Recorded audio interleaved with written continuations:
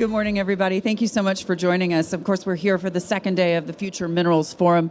My name is Hadley Gamble. I am the senior international anchor for Al Arabiya, as well as a contributing writer to Semaphore Global. I'm really excited to be sitting here with the gentleman beside me. We're going to be talking about the role of multilateral organizations in turbocharging critical mineral supplies.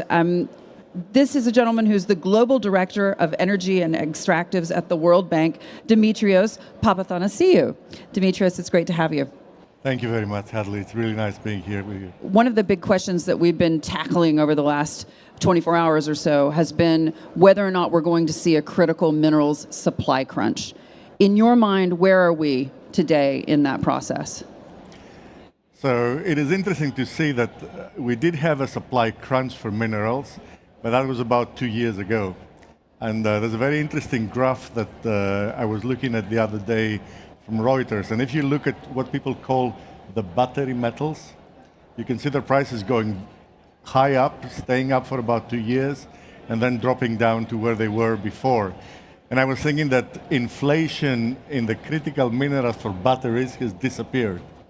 And what really happened is that during COVID, when a lot of the processing and the industry in China started slowing down seriously, this is what really pushed all prices up.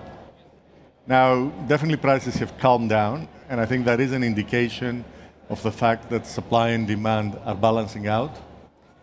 But if we look forward, and I think this is the possibility and the risk of a supply crunch, is that at the end of the day, if we want to stick to the target of bringing the world to a net zero by 2050, then we know for a fact that the multiplication of minerals that needs to come into the markets, the electrification that needs to take place is just massive. So to the extent that we get a sense of urgency on that, that will create a potential rebalancing of supply and demand for minerals. So at the moment, this is not a problem. I think a lot will depend on how fast or how committed the world will be towards the energy transition, and that will give us results on the market as well.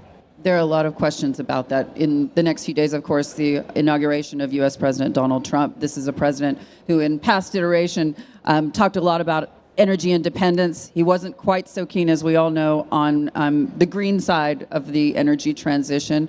There are questions about what that will look like. In your mind, how does the world prepare for those eventualities? So what I think is happening, and it's interesting to see how the world looks around. And from our perspective, what we see that for many countries, it is not the energy transition is not necessarily a climate change issue only. So a lot of the very large economies, and you can include there India, you can look at Indonesia, China without a doubt as well. For them, energy transition and moving towards renewable energy, the wind, the sun, solar, and we see now also an acceleration and interest in nuclear energy. I think a lot of what is driving that is demand for energy security. And this is not talked about so much, but my sense is that this is unlikely to change. And some of the major economies, we do see that in India, we certainly see it in China. They are committed to clean energy, not so much on climate change objectives, but mostly because they feel that they need to create alternatives and energy security for them. It's fascinating, isn't it? Because as we've often said, those of us who cover energy, energy is the lifeblood.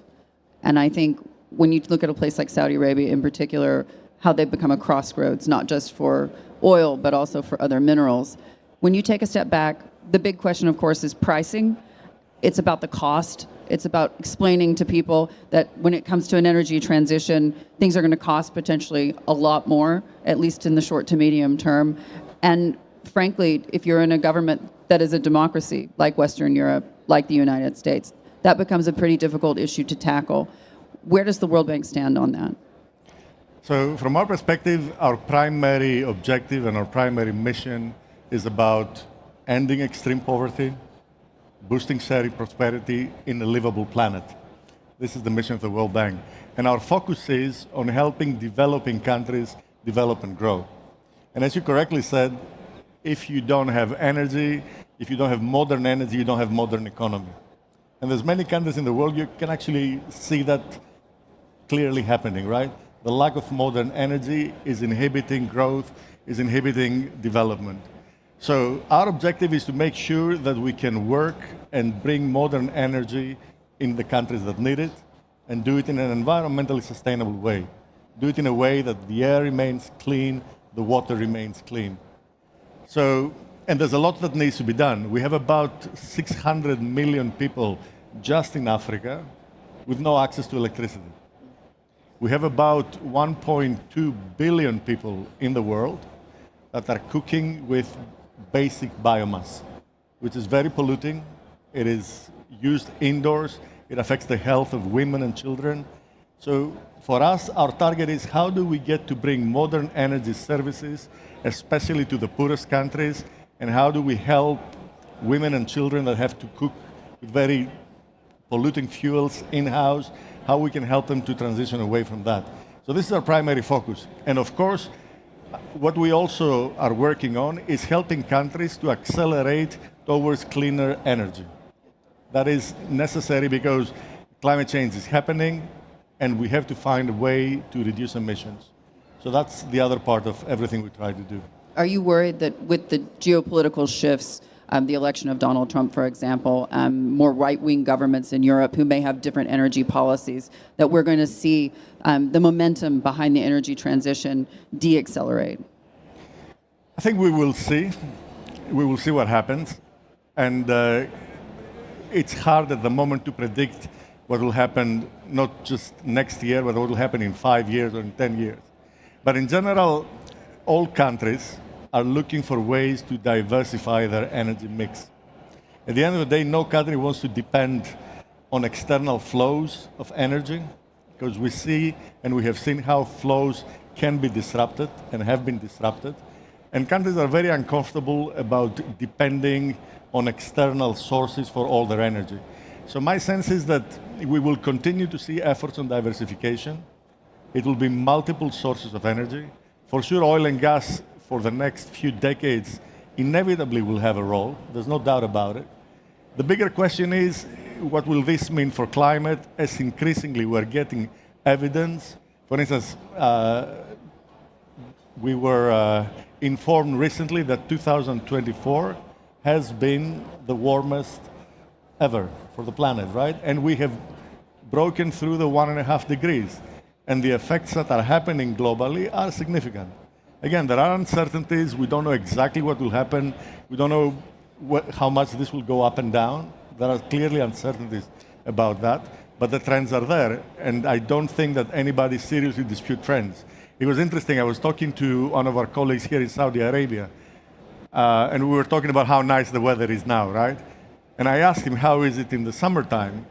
And he was telling me that when he was growing up, people were noticing whenever the thermometer would point to 50 degrees Celsius. And they would say, wow, you know, where is 50 degrees today? And he told me that now this happens quite often. It's not a surprise anymore. Sometimes they have 54, 55.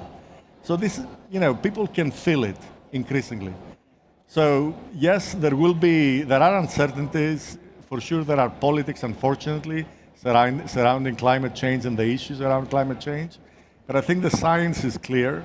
And again, it's not just the climate change as a driver. It is also that energy security matters. And we know that the way to deal with the energy security questions is to diversify as much as possible. In order to diversify, of course, that requires a lot of capital. That requires money. These things come at a cost. For the World Bank, what is the challenge you see to reaching your goals? And I'm talking about interest rates, environment. What are the things that you're worried about? So look, there are two situations that are concerning today. First of all, as the world has come out of COVID, and because many governments around the world, both the rich countries, but also the poorer countries, they needed to provide a lot of funding, a lot of credit in their economies to sustain people that were not really producing. What this has created is a stock of debt globally, which is breaking records in many ways. So the ratio of debt to GDP globally has been growing and growing, and this is especially difficult for the poorer countries. So clearly that is a situation which is concerning, and it is hard to deal with. Now, the reality also is that we see that inflation is calming down. And again, this is happening because supply chains are opening up, and a lot of the underlying imbalances that we had are slowly sorting themselves out. So hopefully this will bring a reduction in interest rates, which will make the whole problem of dealing with this huge stock of debt better and will allow for more growth. Now, how quickly this happens, we will see. Clearly, we are at a better place today than where we were 2 years ago. So it's important not to forget that. We have made progress and things are moving in the right direction. But the challenge is enormous. It's a big challenge, and I think that's why it is important as we think about energy and as we think about the challenge of mobilizing financing for the energy transition, to see how we can have flows of capital towards these types of investment and what does it take to facilitate these flows. China is your number two, I think, contributor to the World Bank. We're all looking at the headlines coming out of China today. Just yesterday, there was one in the Financial Times essentially saying that the commodity super cycle is over. And of course, that's reflected in the building and the real estate sector and what's happening there. Are you concerned that you're not going to get the same level of support in your endeavors? So look, we will see how accurate this prediction is. The logic of the commodity super cycle for China slowly plateauing is that China has built so much now. And if you see what has been driving a significant part of demand for metals and minerals, has been that if you look at the rate of growth of China, say from the late 90s to today, it has been just a breakneck speed year after year after year after year.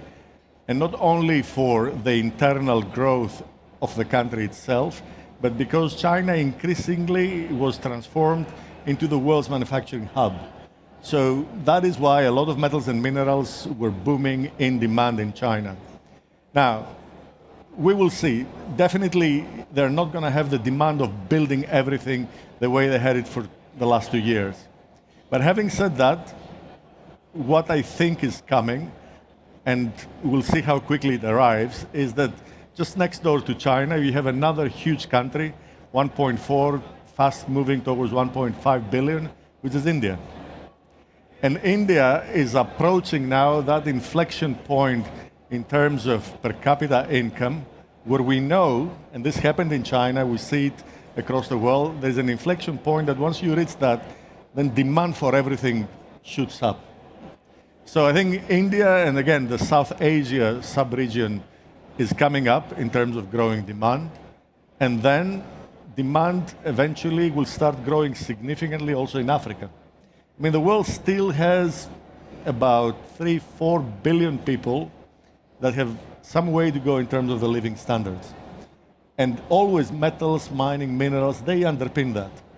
And what we see now is that with electrifying everything, with the demand for more intelligence on our mobile phones, on everything that we do, demand for electricity will keep on going up and up and up and up. So yes, maybe for China, demand will plateau, but my sense is that demand will grow elsewhere. Now, how quickly that happens, we will see. But inevitably, it's coming. Yeah. How difficult is it to strategize around the geopolitics, and particularly the prospect of a trade war between the United States and China? Look, we will see. I mean, the role of the World Bank is we're a multilateral institution. We were created as an entity that is founded in the idea that the world needs to work together. Now, the World Bank was created right after the Second World War as an institution that established how countries can help each other to grow together. But we also went through the Cold War. We also went through crises one after the other. We're a long-term institution. And I think trade wars are definitely preferable to real wars, if you have to think about it. But they will affect everyone's prosperity. And the evidence has been that trade in general brings more prosperity. But we have to find better ways of balancing the inequalities that unfair trade practices can create. And I think this is what has been driving a lot of global concerns, that people have a sense that the trading arrangements for certain parts of the population have not been fair, and they have not been taken care of. So we will see how things develop. The world, if you look at the numbers, the world is really interconnected today. I mean, trade flows are just massive. And we see that even if you have a small disruption For instance, in access to the Suez Canal, right? Small disruptions there create global dislocations, global thinking. I mean, we are at the phase in the world now that a lot of these issues, and especially coming out of the COVID crisis, the war in Ukraine, I mean, these are significant crises that the world has to deal with. Climate change is building up also as an important catalyst of other crises that we really don't know how bad they're going to be. So our view is that we are multilateral institutions. We believe that the world needs to work together, that the planet is one planet and we have to find a solution for this one planet for all of us. Yeah. But it also needs to be a fair solution for everyone. So that's the way we think about it. Yes. Again, as I said, we're an institution that historically, we've been through many phases in history, and the world in general has been getting better. Yeah. But we'll see. And just to the idea that we ignore the global south and its challenges to our peril, the World Bank can't do it alone. You require multi-stakeholder approaches. What are the opportunities in your mind for public-private partnerships, and also finding the right government partners to work with? Right, and this is the strength of what we bring on the table, which is related a lot with what we're doing here, right? The Future Minerals Forum.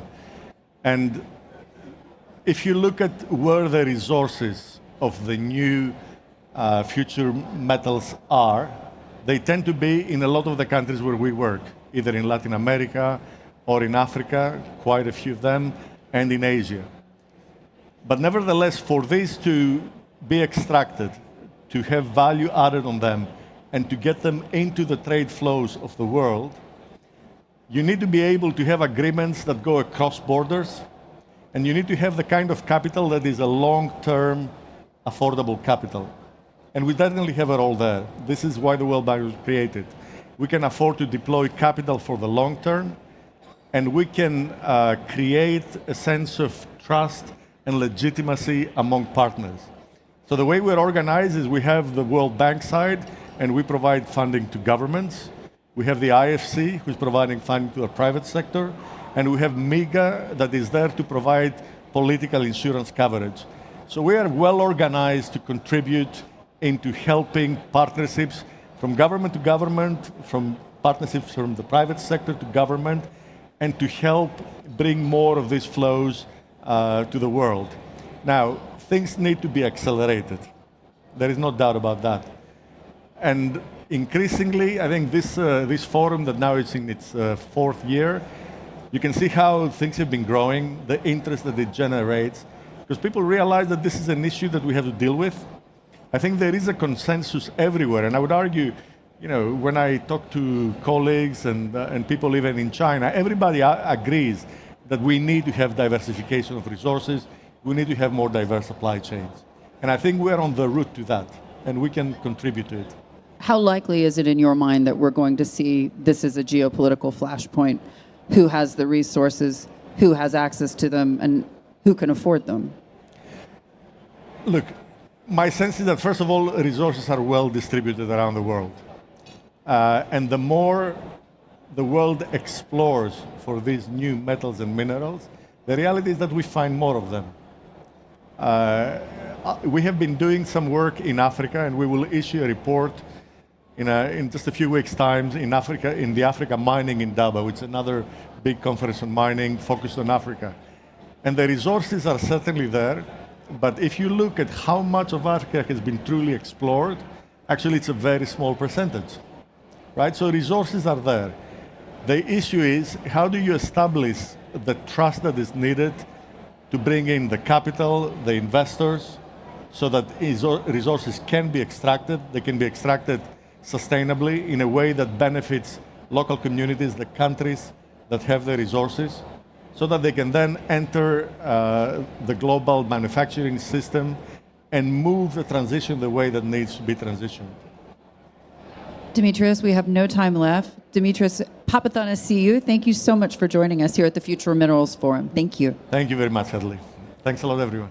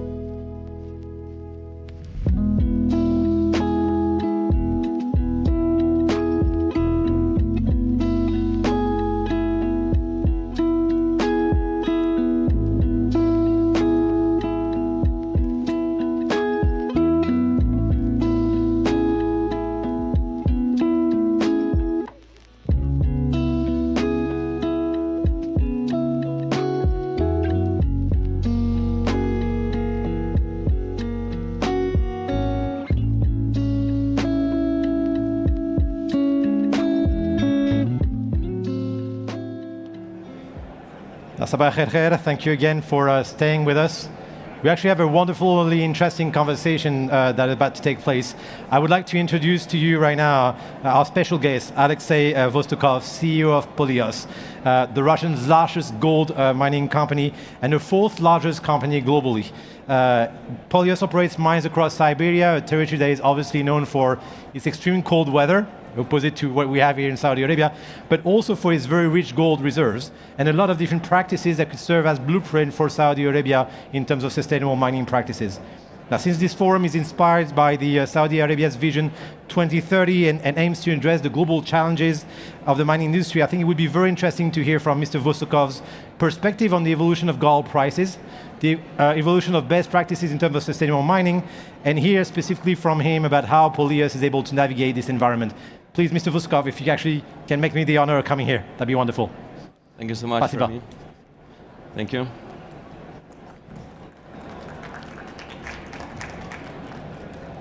Well, good afternoon, everyone, and thank you for the opportunity to speak here today.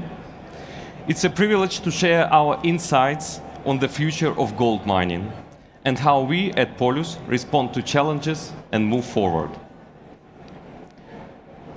So I will start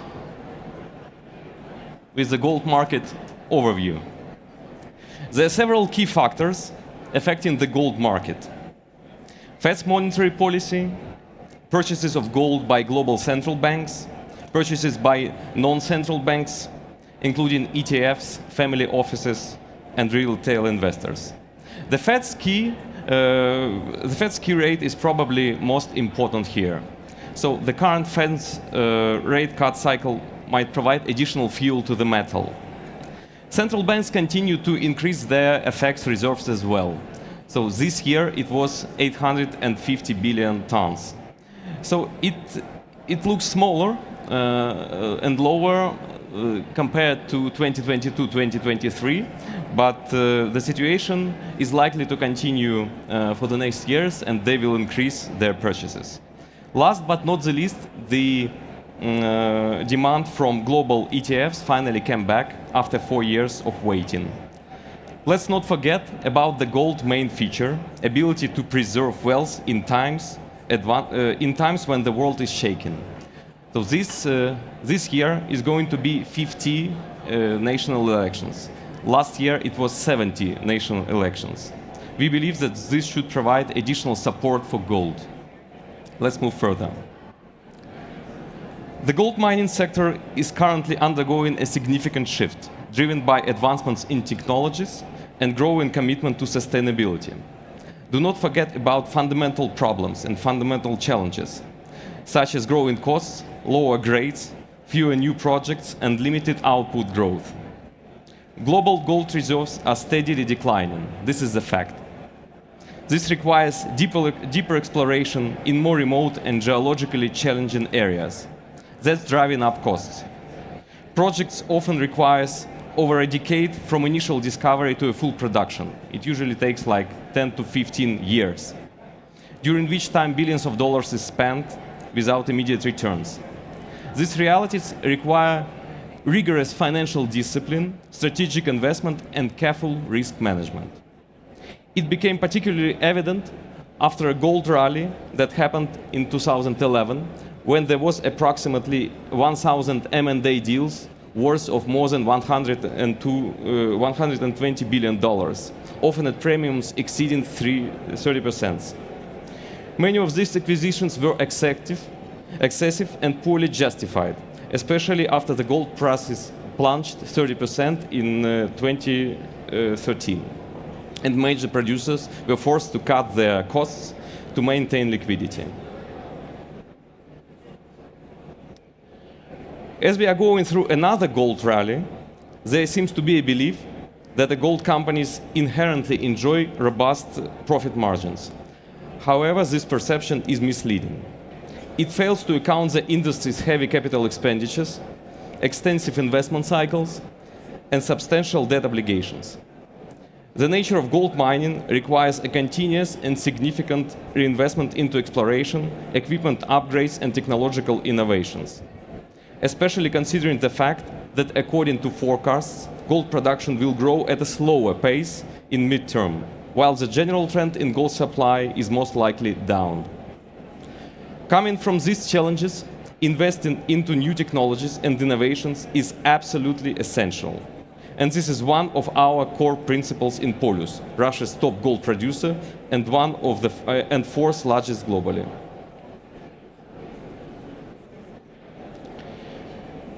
So now I will give you some facts about our company, and I will mention the key factors behind our robust operational and financial performance. In 2023, we achieved a remarkable production output of 2.9 million ounces. Our commitment to operational efficiency is also reflected in our remarkably low total cash cost of $389 per ounce and all-in sustaining costs of $754 per ounce in 2023.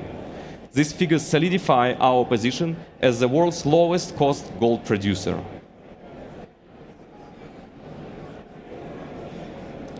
Polus' current operations span across a huge territory of Siberia and Russian Far East. These areas boast great potential.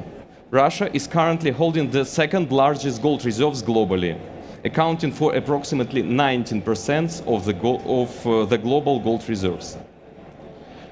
Looking ahead, we are excited about the prospects of our unique portfolio of growth projects. This includes Sukhoy Log, one of the world's largest greenfield projects, with estimated reserve of 44 million ounces and grade 2.1 gram per ton. And there are also two more projects of Chulbatkan and Chortovo Koryto.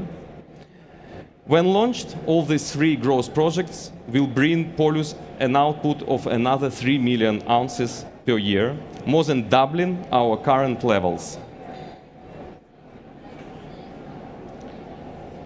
During the last decade, Polus realized over 10 projects, including new projects and expanding its brownfield projects, which together increased our gold output by 76%.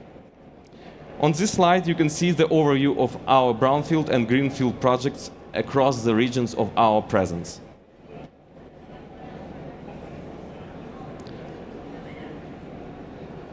Well, now coming to our greatest treasure, our greatest greenfield project, Sukhoy Log. Without stopping on details on each and every project, I will give you focus on the Sukhoy Log. In 2023,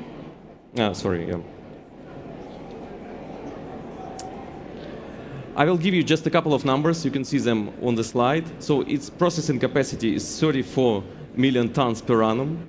The annual production would be 2.3 to 2.8 million ounces per year.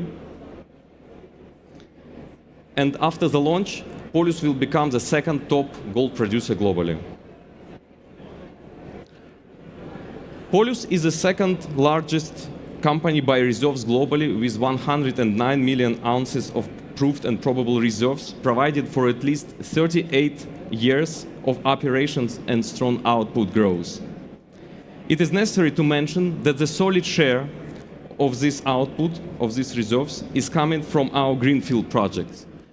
43.5 million ounces, or 40% of it, is going from Sukhoy Log, which gives us an opportunity for steady step development without frantic search for resource-based extensions. Polus is also an unmatched cost leader. Managing Polus, a company that stands as an unmatched cost leader of the global industry, we are confident that the future lies in technological transformation. Consequently, our efforts over the past decade have been focused on three key areas: technology-driven operations, enhanced efficiency, and environmental innovation.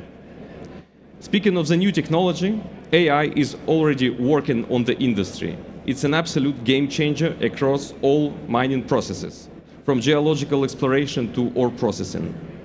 We use AI to analyze and leverage vast amount of geoscientific information to enable smarter, faster, and more efficient decision-making in exploration efforts. We also train AI to analyze drill core samples. Another area of innovation is operational efficiency, specifically improving recovery rates. Breakthrough technologies are essential for accurately identifying deep and complex mineral deposits, as well as for extracting gold from refractory ores and keeping out costs at bay.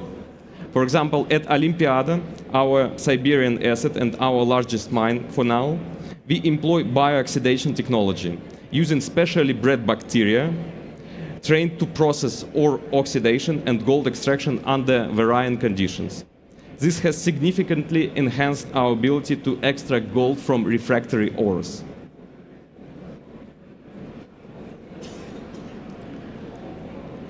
We have taken significant steps to become more environment and climate friendly, with the switch to renewables being a major milestone on our path to carbon neutrality by 2050.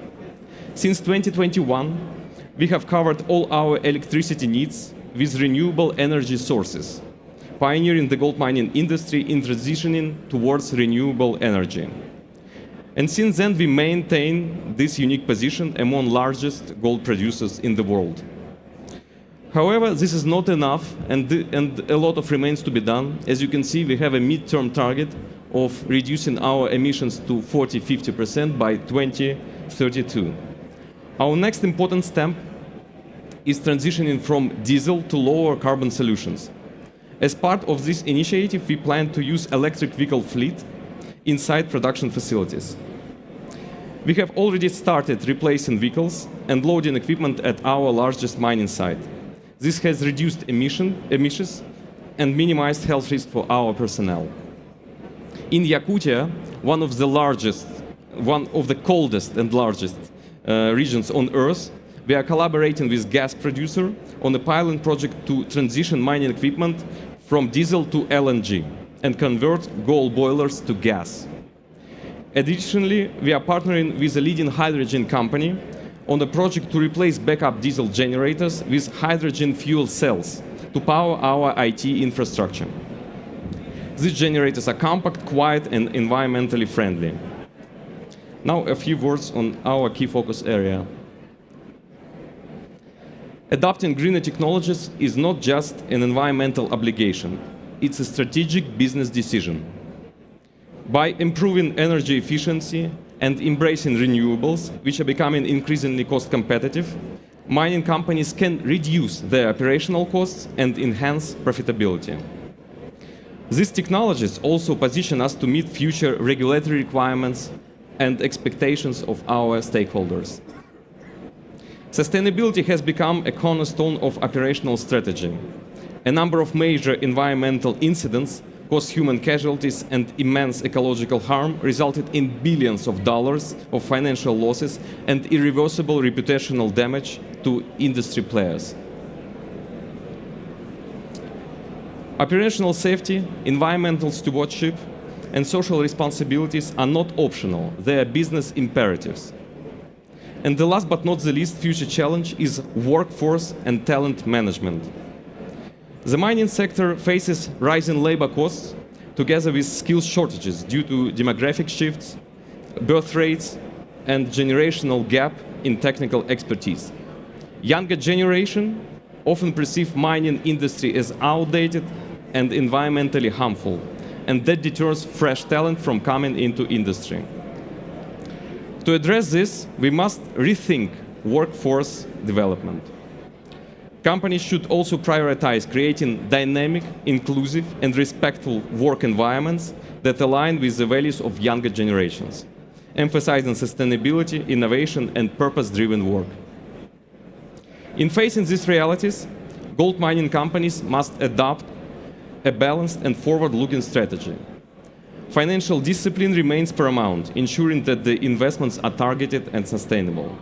At the same time, embracing innovations is non-negotiable. Integrated advanced technologies not only enhances operation efficiency, but also attracts a new generation of skilled workers. By investing into people, technology, and sustainable practices, gold mining companies can secure their role as leaders in rapidly evolving global economy. Thank you very much for your attention.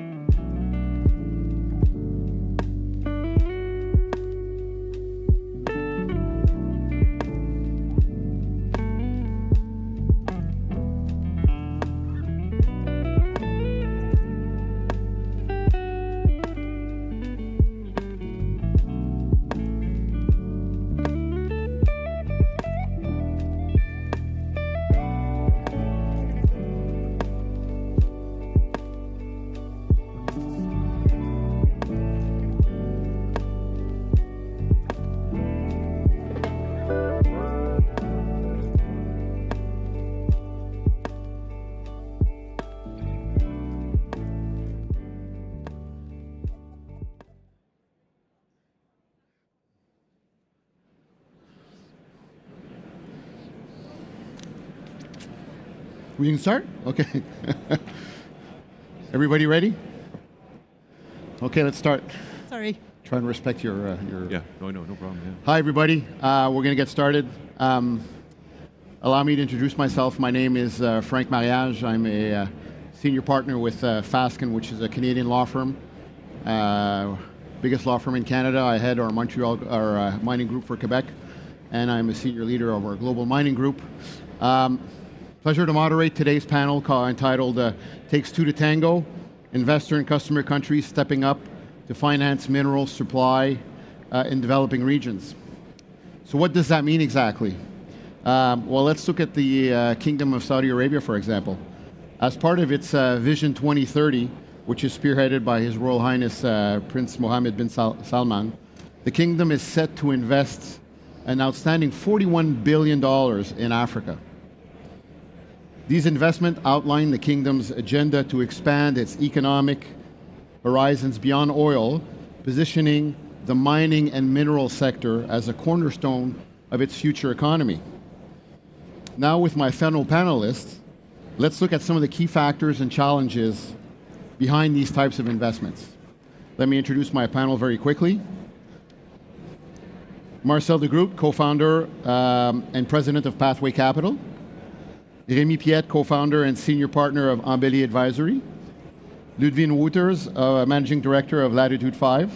And Mr. Peter Marone, chairman and CEO of Allied Gold. Thank you for accepting to play part in this panel. So 4 topics we'd like to go explore today. The first one I called is checking the right boxes.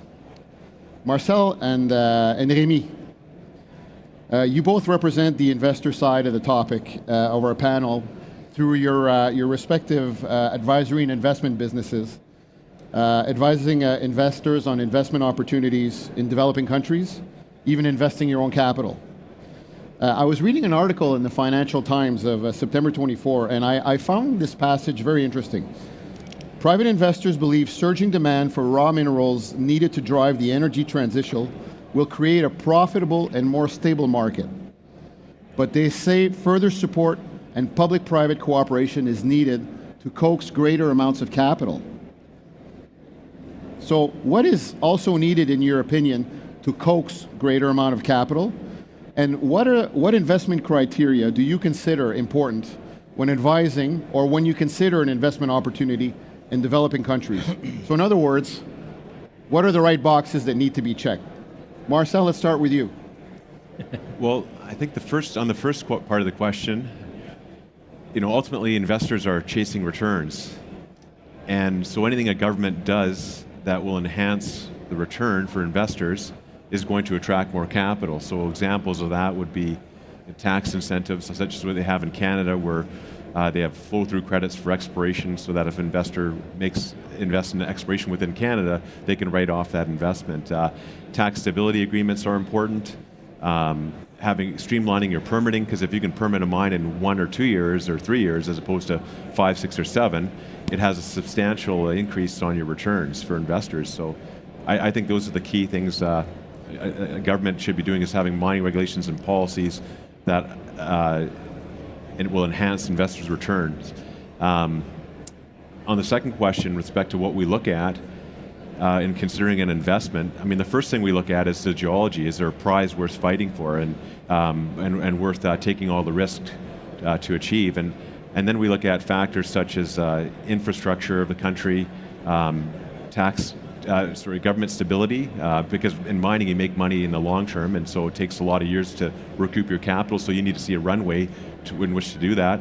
Does the government support the industry, regulations that allow you to move things forward? Is there social support, etc.? And ultimately rule of law, does the rule of law apply within that country? For example, I mean, all the things that Saudi has, in the sense that in 50 years, I don't think they've ever broken an agreement, and that's why I think they'll be very successful in opening up their mining industry. Jamie? Maybe to complete on Marcel, I always agree on many things that he says. I mean, we're seeing, obviously, in terms of frontier jurisdictions, all countries are very different. Some countries are very supportive of mining investors, others less so. I mean, one of our partner, Power Nickel, just won a license yesterday in in Saudi Arabia, we saw the kind of streamlining process and support from the government. It's not happening in every jurisdiction, obviously, in that case. So that's something quite important. In terms of the top 5 reasons and focus that we have when we do due diligence ahead of investment, there's obviously the quality of the business environment, question of corruption, question of also the amount of the ecosystem of partners that can be there. The logistic element is also very important. Sometimes when you look at a project, you look at the quality of the geology, you forget that you need to think about port infrastructure, about highways, about all those different elements that are fundamental, that obviously increase your capex, so we can increase the series of worries that you might have on community relations, for example, when you have to go through being able to export your commodities, so you have to think about mining clusters and partnership locally.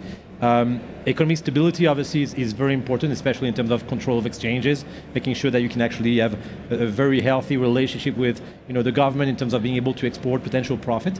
And maybe the top 2, which to me are more fundamental, that sometimes are forgotten, the quality of the human capital. This is something, for example, when we talk about Saudi Arabia, I know the country is catching up. There's a lot of different partnership that exists with the Colorado School of Mines and others.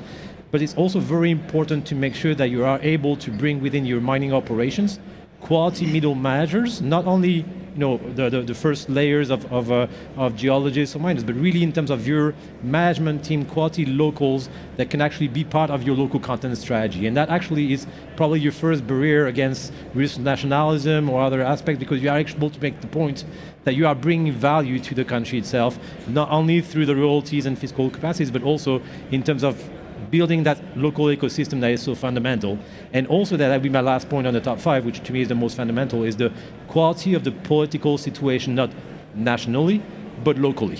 And often we've seen when you had conflict between a country and a mining company for different reasons, when you have the support from the local community and the regional level, that is your first protection against potential conflict with the country. So those top 5 elements I was saying, political risk at a local level, business environment, logistics, economic stability, and human capital, for me is what we're looking in terms of blueprint before investment. Okay. So you both gave me five boxes to check. We were well behaved. You say top 5, we gave you 5. No, that's fine. But I'm not sure if you gave them an order of importance. So if I were to ask you the number 1, you started with geology. Is that the number 1, or do you have a... Well, there has to be a reason to go there in the first place. Yeah, of course. So okay, so let's put that, let's say you have a great ore body, it's a great, so what would be your number 1 box to check after that? Government support for the business, for the industry. Government support. Remy, what about you? I'd be close, but I'd be looking more at the local level. If you can't have a mine starting, if you don't have the social license to operate element solved, we've seen example from Tia Maria in Peru to other areas, then there's no mine. So it's not only the geology, it's also the local for the support at different levels of decision makings inside the country. Yes. Okay, that's interesting. So Ludwin, let's move on to you.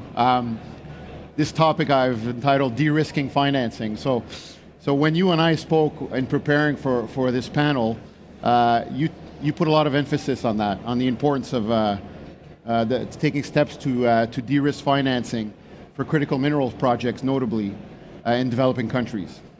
And I fell upon this article recently in preparing for this panel in Africa Business, and I found the following passage really interesting, which I'd like you to comment on, but I'll just read it. It says, while the world's green energy future depends on African minerals, Western-driven ESG requirements risk leaving the continent's mining industry less competitive and more isolated. Bridging this gap requires urgent solutions, targeted financing, infrastructure, investment, and collaborative frameworks that enable African mining to align with global sustainability goals without undermining its economic stability. So I want you to comment that. What do you think about that statement? But also, what other macro components do you think need to happen to make these projects more competitive and attractive? Thanks, Frank. I'm a little bit challenged by the statement because it kind of sounds like we know what needs to be done, but, well, I don't want to be the one doing it. So long as we're going to shirk accountability, I think we should move past the dog ate my homework level, okay? Let's unpack that statement. The first one is Western-driven ESG requirements. I think anybody who still thinks that ESG is a slogan, a nice report, or anything that doesn't relate to sound risk management, to creating the conditions that my colleagues just discussed, is missing the boat. So if we're going to package ESG as some far-off requirements, we're missing the content of doing this right, not because it's right, but because it's the only way to do our business and still keep our assets. So I think if we're looking at ESG-driven requirements, I'm just very careful when we use those words. There's a lot of investors out there who won't touch mining and minerals and hide behind an ESG position. My view is, if you want something done responsibly, get involved. If you want the minerals that we need not only to build reliable, but also responsible value chains, because if it's not responsible, we are simply repeating mistakes of the past and looking for the breakdowns that have already hampered us, then there is a space for all of the generalist and responsible investment that doesn't come to mining to actually bring their ESG expertise, know-how, and shape the new mining that they want to see. I'm also just very conscious that when we talk about Western-driven ESG requirements, we're kind of putting aside the job of the regulators in the countries where we operate. Beyond the hype and beyond the shiny new critical label, this is still the same business. We still need strong regulators with capacity, with resources, with the means and the motivations and the incentives to do their job right, because they are our second partners after the people who surround our assets.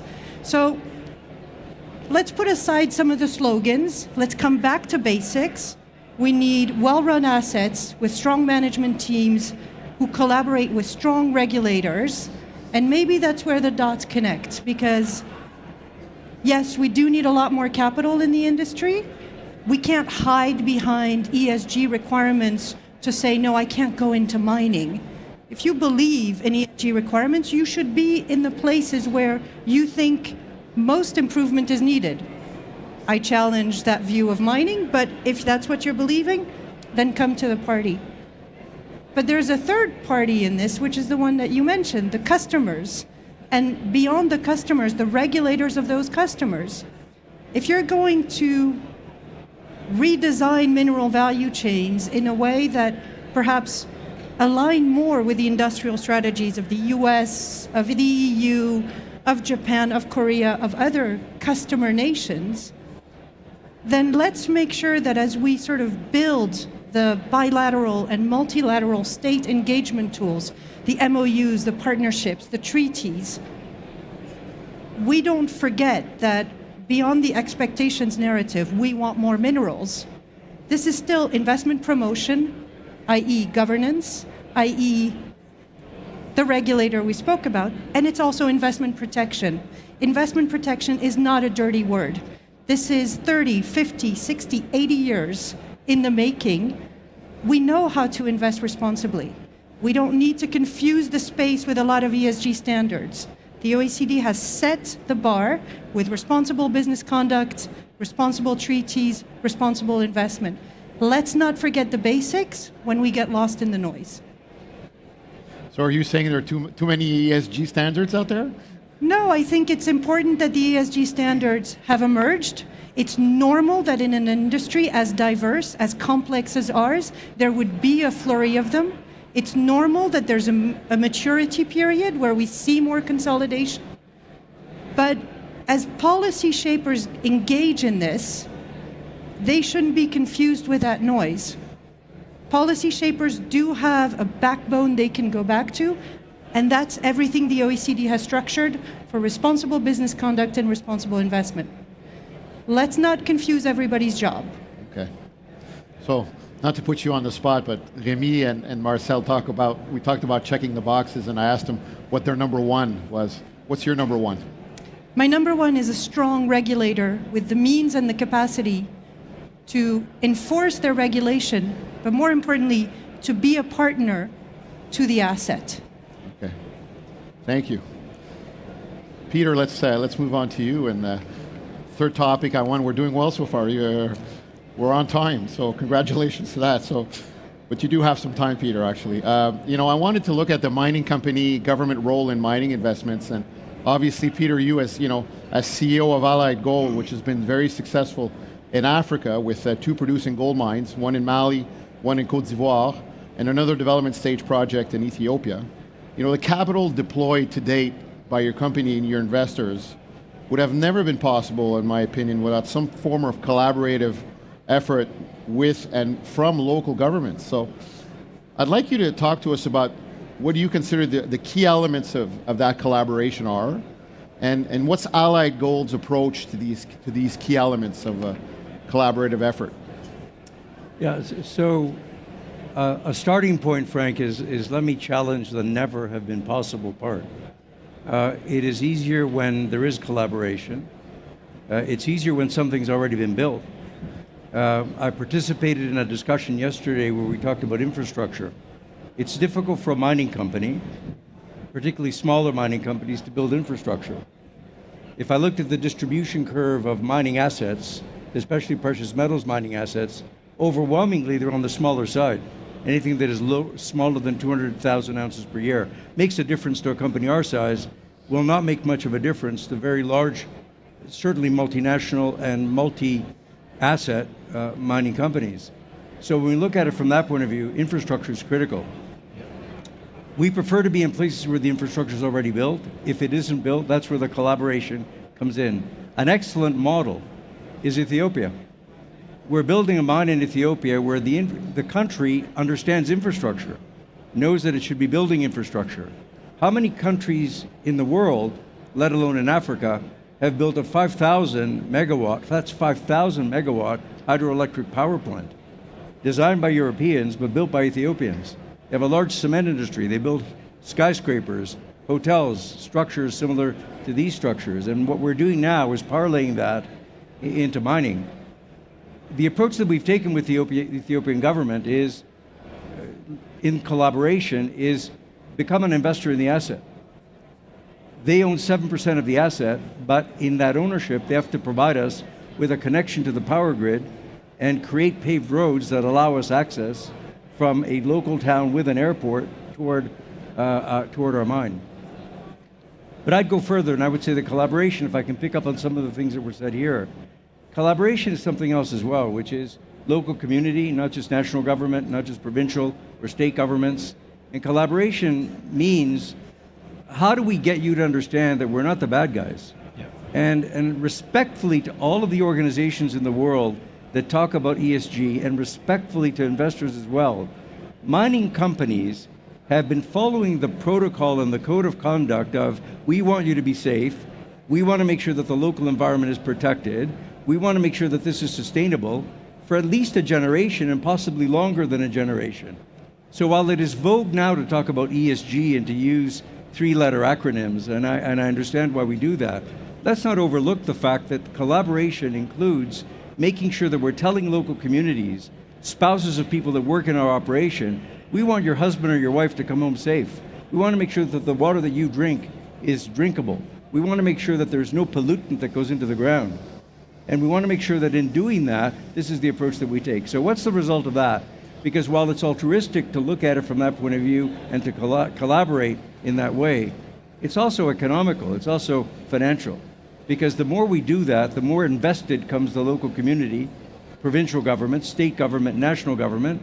The more you look like you're a responsible citizen, and you are, and the result of all of that is that you're actually getting optimizations and improvements that are being suggested by the local community and people that you work with.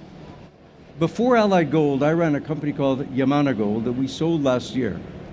Yamana had a mine in Brazil where the production went from 78,000 ounces to this year's 220,000 ounces. And that could not have been possible but for the fact that the local community and the local workers said, here are the ways to optimize and improve it. And that could not have been possible if we had not said to that local community and to the workers, we want to protect your environment, we want to protect your health and safety, and we want to make sure that this business is sustainable. Will you help us do that? That's the collaboration that I think works best in mining companies. So, in hearing you, sounds like not only the government but the local community will play a pivotal role in that collaboration. Absolutely. And one of the things that's important, Frank, is when we're paying for infrastructure royalties, for example, or taxes, one of the things that mining companies should do is say to the governments to whom we're paying it, we want to make sure that that local community is directing where it should go and how it should be spent.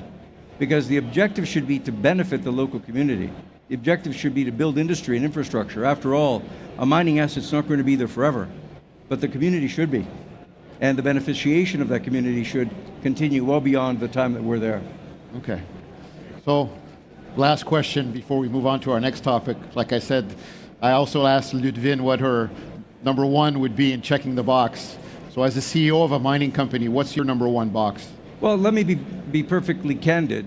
The number one objective of every chief executive in any industry has to be returns, right? I think the question, though, is how do you deliver those returns? And I think if I tied it all together, the best way to deliver returns is to be in jurisdictions where you're paying attention to that sustainability, you're paying attention to that collaboration, and you're very sensitive to several things, not just the I know you said I've got a lot of time. I'll try not to spend too much time. It's okay.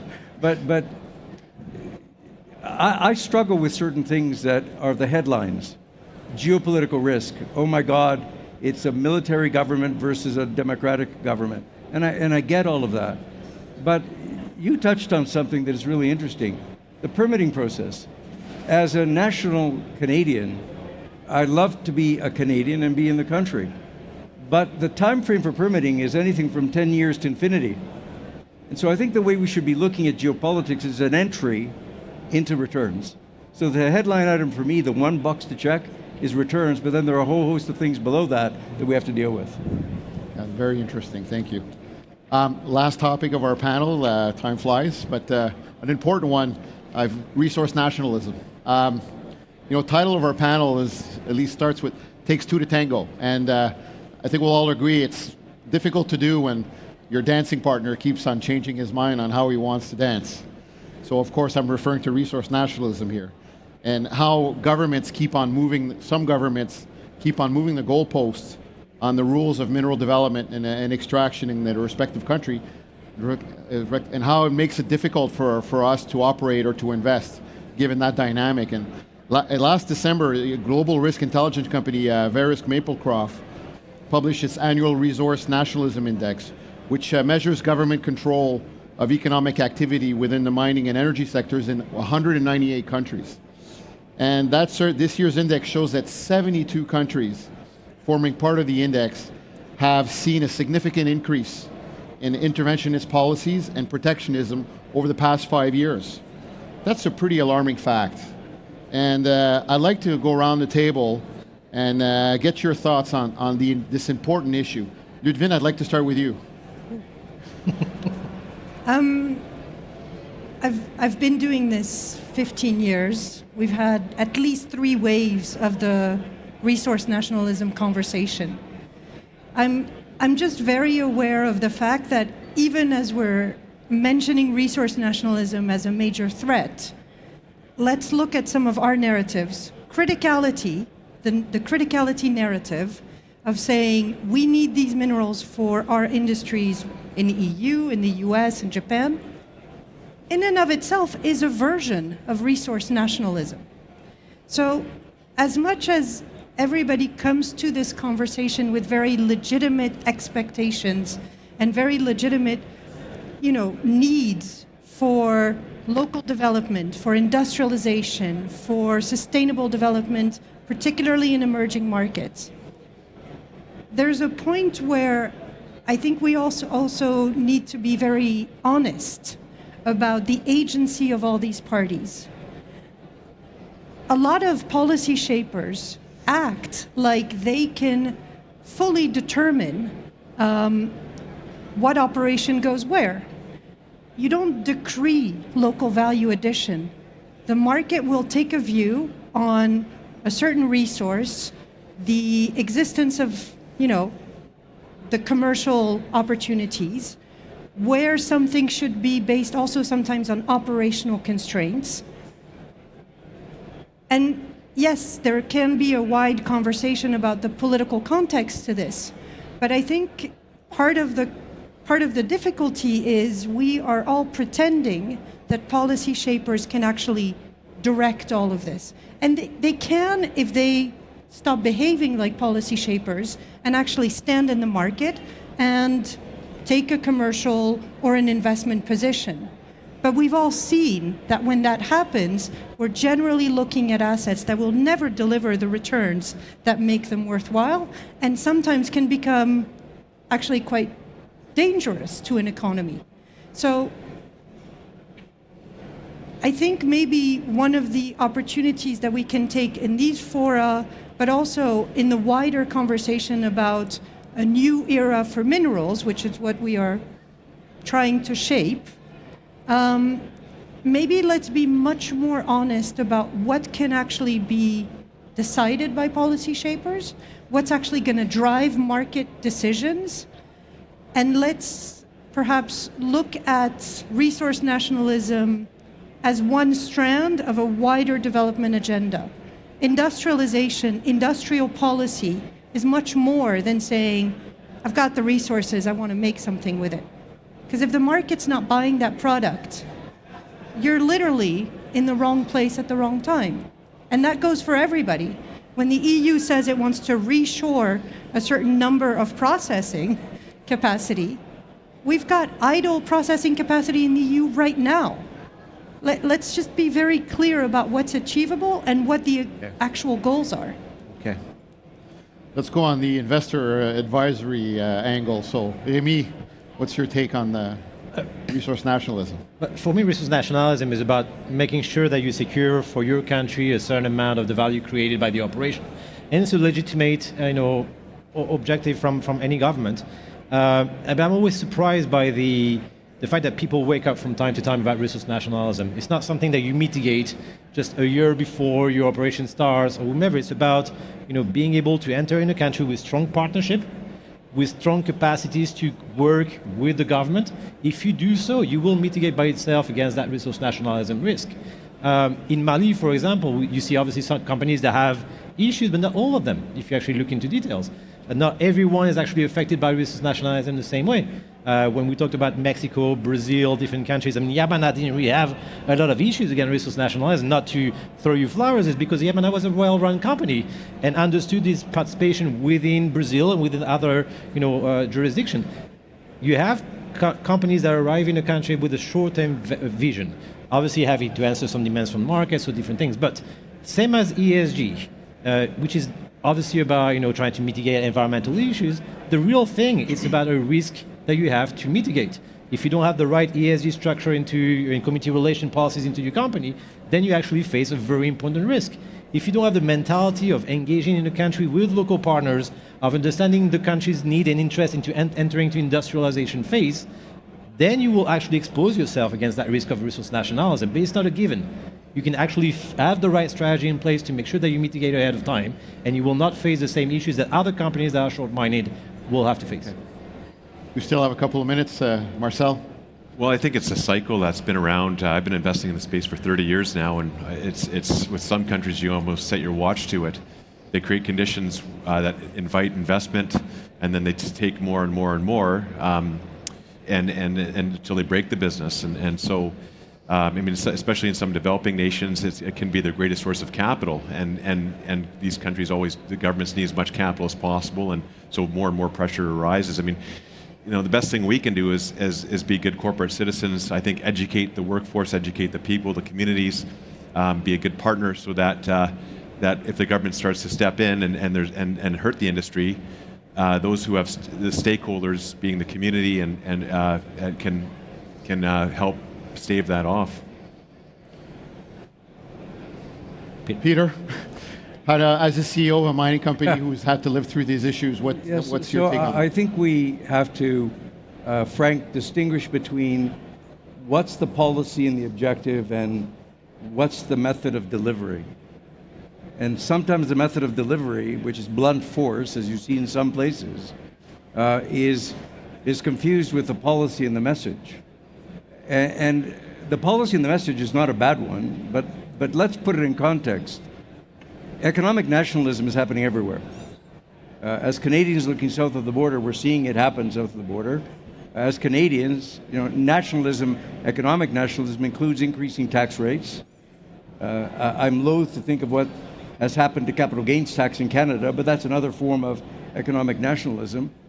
So let's distinguish the message and the policy from the delivery. And the blunt force in many jurisdictions is what scares us, what creates the geopolitical issue, and we're overlooking what is the message. And even in countries like Mali that have demonstrated some blunt force, and we've made it clear that, look, this is not something that the broader community should consider acceptable. What's the message? The message is we're trying to create industry. It can't just be that you extract the metals and then there's nothing left. We're trying to create industry, supporting industry. So I think as mining companies and as investors, what we have to do is say, how do we tone down the blunt force? How do we tone down the delivery? And how do we cooperatively go toward what you're trying to create? Yeah. And that's the way I think that we overcome the concerns about economic nationalism. Well, thank you. I hope you've enjoyed our discussion. That put an end to our panel. It was great collaborating with you, and have a great conference, everybody. Thank you very much. Thank you. Thank you. Thank you. Thank you.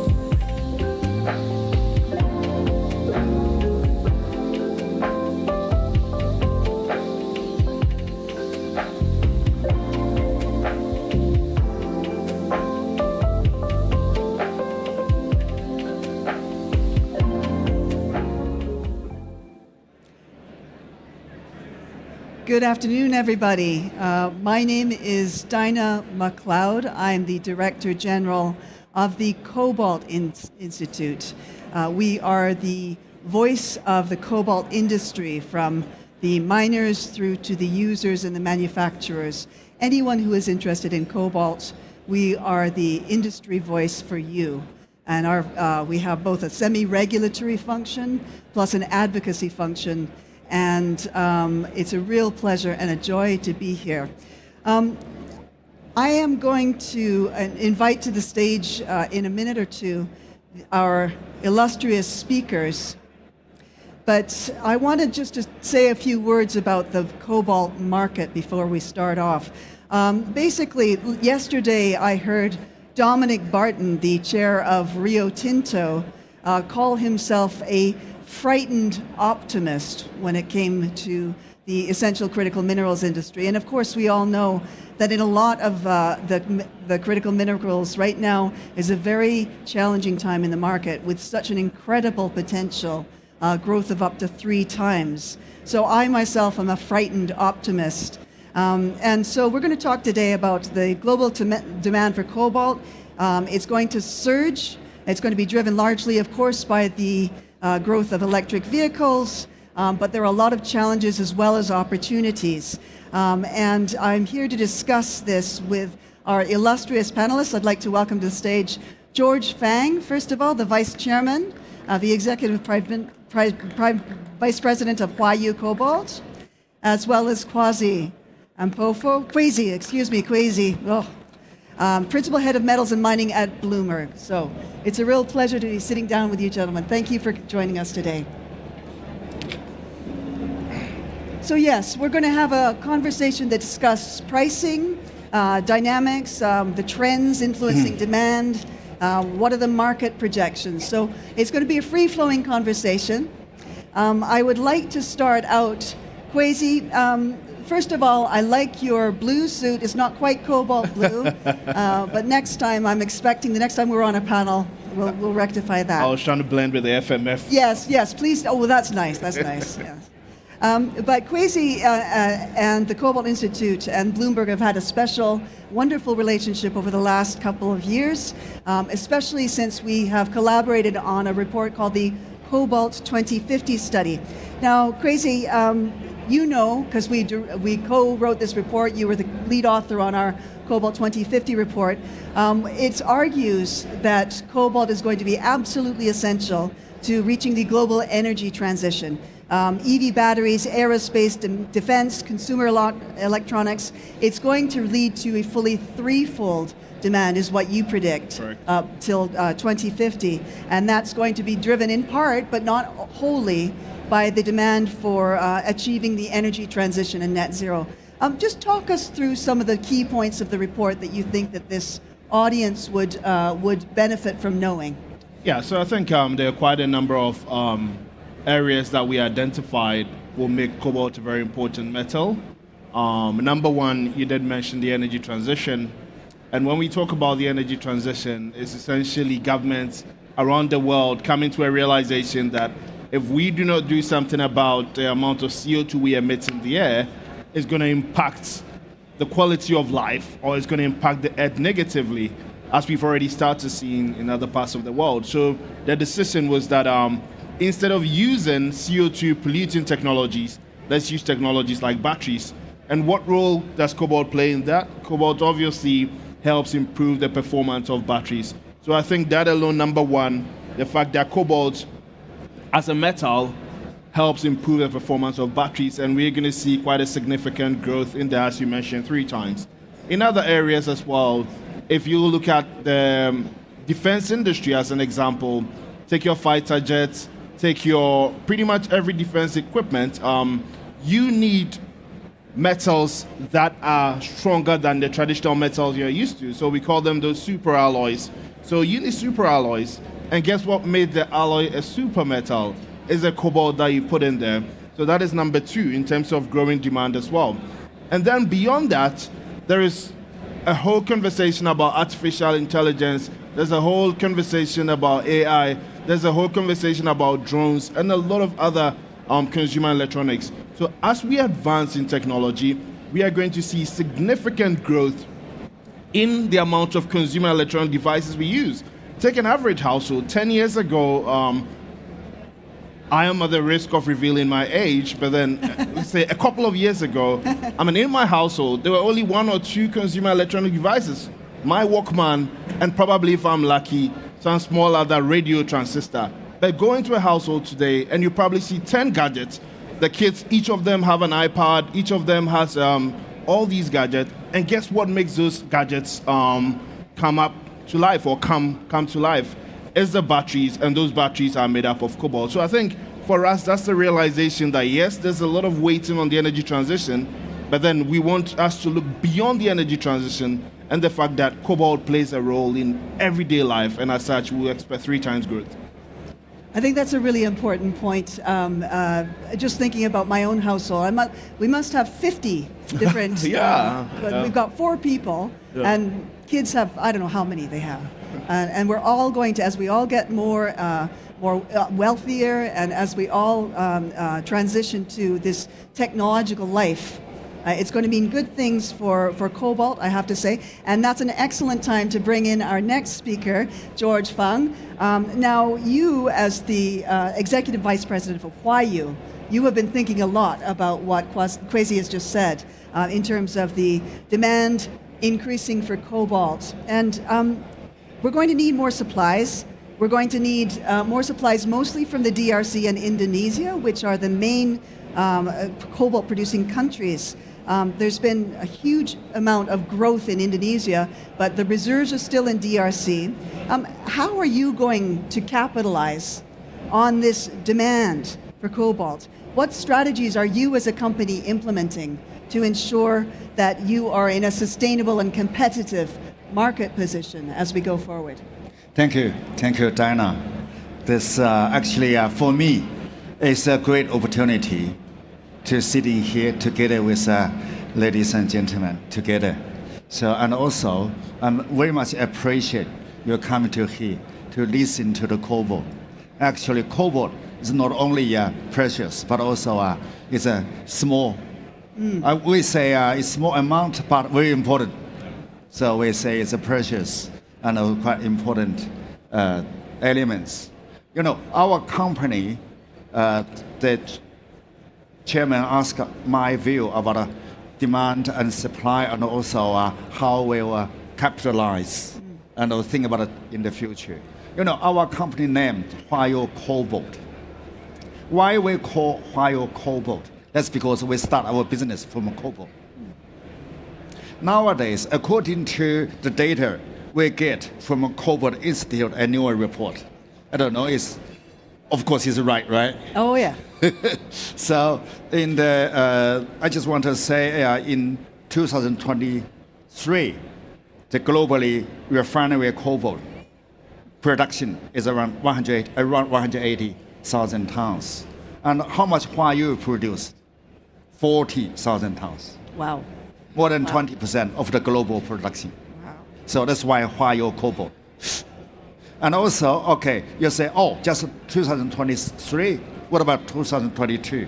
Okay, 2022, according to the annual report, the global production is 165,000 tons. What's the production of Huayu Cobalt? It's 36.9 thousand. Also above 20. We call it around 24, something like that, or 22, whatever. So if you say, oh, you're the number 1 in the world, I don't know, actually. I don't know, but it's more than 20% of the share of the market. Still, the same data in 2021 and even before. So cobalt is very much important for our business. Why important? That's because 2 things. One, at the very beginning, Huayu Cobalt produced cobalt for the cell phone, for the battery. Cell phone battery, that's we call it LCO, lithium cobalt. Now we produce cobalt for the EV battery and energy storage battery. That's NCM and NCA. And the cobalt is very much special elements to stabilize the battery, make the battery more stable, more better characteristics. So that's why cobalt is more important. And once at a time, cobalt is so much expensive.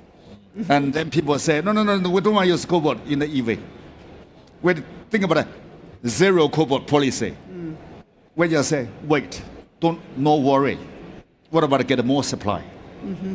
So in that case, we get more supply, not only from DRC. At the very beginning, why you get cobalt from DRC. That's why capitalization. And then we move to Indonesia. Indonesia, in terms of politics, in terms of economics, in terms of future, so they are different country. So nowadays, how to get cobalt in Indonesia? We produce cobalt as a byproduct of nickel from limonite nickel ore. That's when we, for example, we got one operation in Huayue. We'll talk about 80,000 tons nickel content in MHP. MHP is a mixed cobalt and nickel hydroxide. So when we talk about 80,000, that's one of the 1/10. That's 8,000 cobalt. Be a byproducts. Byproducts get two things we can think about it. First, we have to develop it. It will turn out whatever you like it or not like it. And the second, the cost can be think about it in different way. So in that case, we got another operation is Huafei, our nickel production. Nowadays, 120,000 tons nickel content in MHP. If you think about it, 1/3. So you put two operations together, it's almost 20,000 tons. But actually, we are not only just two. We still have other projects going on. We got another two projects, it's on the way to construction. We got a joint venture with PT Vale, that's Vale Group. I see the Vale, the shop. That's one of our partner. And also we got a joint venture with OEM. That's Ford Motors. It's Ford Motors want to develop an EV business. So got a joint venture in Indonesia as a Pomala. That capacity, that joint venture, we still get all resources from PT Vale, the Pomala mine, and also the production of the cobalt is also similar with Huafei. It's another more than 10,000 tons. So cobalt is coming, no worry. So that's one thing. And second thing, so we say, okay, what about demand? But it's two things. One thing, we are confident about the future of the energy transition. Energy transition means one is a renewable energy. Second one is energy storage and EV business. Make the people more life, more green. In that case, cobalt, the demand is there. You say, today you see the price is quite low, not as high as during the past. It's okay. We say it's back to normal. What's back to normal means? Back to normal means first, affordable. Second, reasonable margin. The third one is good for the industry. So it's good for the industry means nowadays for the EV industry, we've got a LFP, NCM, and NCA. So not only we talk about the characteristics and property, and also we talk about economics. If we get more cobalt, get a balance of the demand and supply. So the cobalt, say the future, and also the forecast. We say we are very much proud of. We are one of the producers in cobalt, and also we are very much proud of the cobalt. Will have more and more demand, more and more shares, market shares in the industry, especially in the energy transition. So I don't know, maybe I talk too much, sorry. Oh no, this is wonderful. It's great. I'm glad to hear you so okay with the price at the moment. I wish you would tell my members, my mining members, that this is the case, because they're telling me a different story. But what you say makes very much sense, which is when the price of cobalt is low and will be predicted to be low, there will be more applications, more demand for those kind of cobalt-containing chemistries. And I think that makes a lot of sense. But it does bring up other drivers of the market, which KAICC, I'd like to get your opinions on. Let's face it, we have a lot of geopolitical factors on essential critical minerals, and cobalt is at the very tip of the spear, as they say, when it comes to the geopolitical tensions that are coming up. Talk us through some of the results of these geopolitical tensions, not just with China and the US, everywhere in the world. There seems to be trade barriers coming up, supply chain disruptions, environmental regulations. I heard CBAM in Europe as being a green tariff the other day at this conference. So what are the key factors that are going to drive the cobalt market in the next decade, and the good ones as well as the challenging ones, KAICC? Yes, I think one thing I should probably highlight is, why is everyone concerned about cobalt? I think, yes, we talk about rare earth, yes, we talk about graphite. What people don't know is cobalt is actually one of the most concentrated metals you can find in an electric vehicle. Let's do the maths. I think George did mention that at the moment you have about 70+% of production at the mine level coming from one country, which is the DRC. At the same time, if you go to the refinery as well, you have about close to the same amount, almost 80%, if not more, of the refinery coming from one country as well. And in geopolitics or in supply chain concentration, it's not a problem because it's concentrated in China or it's concentrated in, it could be anywhere, but then the fact that one country controls such a huge concentration becomes a problem, because what if, for example, in corporate, if a bad hits that supply chain or that source of supply chain. So I think increasingly what governments are realizing that, and companies are realizing that two countries controlling that supply chain tends to be a risk. And over the next decade, I think three things are going to shape the cobalt supply chain concentration. Historically, back in the days, if, for example, an auto company like Volkswagen or Ford wanted cobalt, all they had to do is just go and sign an agreement with the DRC producer or an Indonesian or Australian producer. But these days, like I said, three things are shaping the industry. One, cobalt is no more just a metal. It's a source of energy. And as you all probably know, every country treats energy as a security issue. So it's no more a metal, it's a security, just like oil, because metals are going to replace what oil does in cars through a form of batteries. So these days, you cannot just decide that I'm going to buy my metal from, for example, China, because if you do, the US has a classification called the Foreign Entity of Concern that would not allow you to get access to certain subsidies. So I think, one, over the next 10 years, cobalt is no more just going to be a metal, it's going to be an energy security metal, and as such, it adds another layer of complexity. The second thing is sustainability. So you talk about carbon border adjustment mechanism. So the carbon border adjustment mechanism is something very simple. Historically, the EU has put in place a rule that if you're an European producer of steel or aluminum, if your emissions go beyond a certain threshold, we are going to apply a penalty to you based on the carbon price of that day. But then they realized that, okay, what they effectively did was, you are incentivizing people to import steel and aluminum from, say, India or South Africa, and penalizing those who decided to build the factories in Europe. So they've decided that in order to avoid that leakage and imbalance, they are going to introduce the same mechanism. Regardless of where you produce the steel, if you make a decision to bring that steel or aluminum into Europe, we're going to put a tariff on it called the carbon border adjustment mechanism. Now, at the moment, CBAM is just steel and aluminum, so cobalt is excluded. But there's something interesting emerging in Europe as well. How many of you are familiar with a battery passport? Good. Oh, that's not a coincidence that the person who works in sustainability at the Cobalt Institute. But so the battery passport is essentially the EU's way of tracking the sustainability of the whole supply chain for a battery.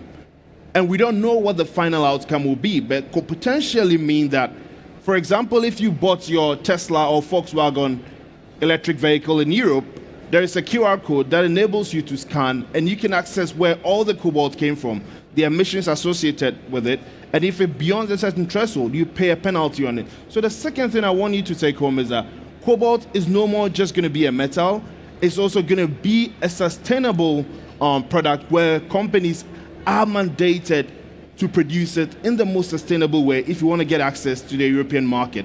So mind you, I've talked about cobalt as a source of security. Mind you, I've talked about cobalt as a source of sustainability. And then the final thing I wanted to touch on is the fact that cobalt is probably the only metal, in my opinion, that invokes emotions among consumers. How many of us are familiar with the Amnesty International report that came out about 6-7 years ago? And all of a sudden, I think you mentioned the zero cobalt, we saw BMW announce that they are not going to use cobalt from the DRC anymore. So cobalt has the potential, or in accents of addressing the challenges with cobalt, has the potential of derailing the whole energy transition. That's why it's important we are having this conversation, because it's the only metal in the electric vehicle that invokes emotion as a result of what we saw, the pictures we saw of child labor issues in the DRC. And as such, cobalt, once again, for the third time, is not just going to be a metal the next decade.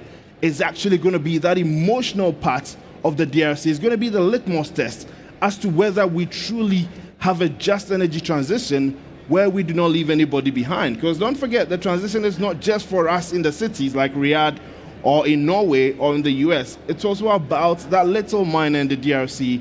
And if we don't address those challenges, then I think it's really going to negatively impact our ability to transition. So those are the three things I want you to take home. Cobalt as a source of security, cobalt as a sustainable product, but more importantly, cobalt as a litmus test as to whether we can have a just energy transition. Oh man, like what he said. I just, Crazy, that was amazing. That was such a beautiful summary of what is going to happen with this metal. It is a complicated metal. To pick up on your third point about the emotional import that cobalt has, I wanted just to say that Cobalt Institute members are among the finest in upholding standards, the very best standards in the whole industry. And in fact, CMOC, one of our, we're proud to have as a member, just received the Africa's first copper mark. Such is the importance to our members of having sustainable and also ethical standards. So thank you for pointing that out. It's our job to ensure that this idea is taken in hand, because as you say, it's going to say whether or not we have the energy transition. It's no less than that. But that being said, that leads me nicely back to our Cobalt 2050 study, which, Kwesi, you were the author of. And also, which it said, it found that recycling is going to probably meet up to 18% of global cobalt demand by 2035. That's a lot. I mean, we'll still need a lot of the mining for it. But Huayu has been actively involved in recycling initiatives. We have visited you, and we know the amazing work that you're doing. How do you view the role of recycled cobalt in meeting that future demand and maybe affecting pricing and market dynamics? If you could tell us, George. Thank you. Thank you. And, you know, the recycling from battery. So it's one of the core business unit of Huayu. Huayu actually have a 5 business unit. One is resources development.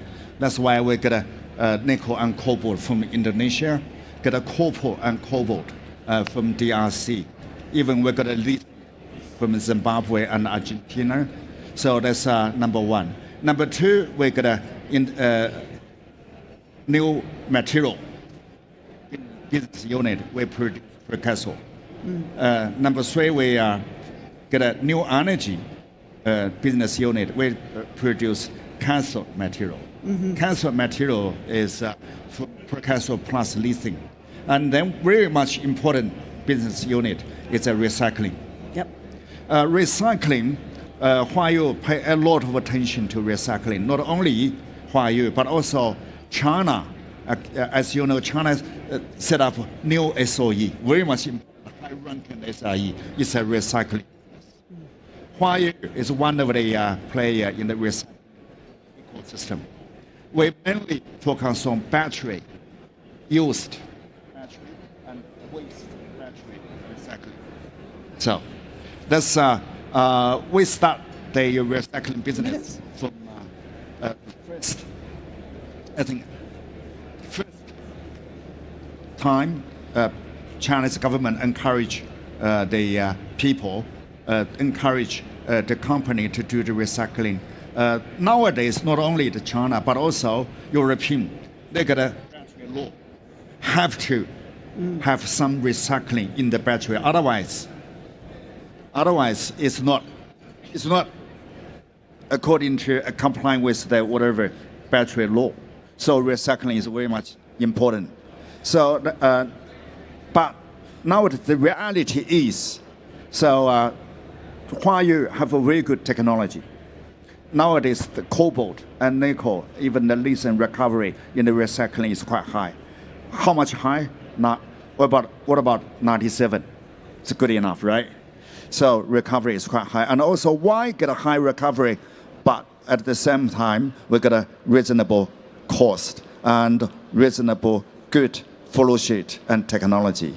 So in the technical side, we are ready and mature to do the recycling of the cobalt.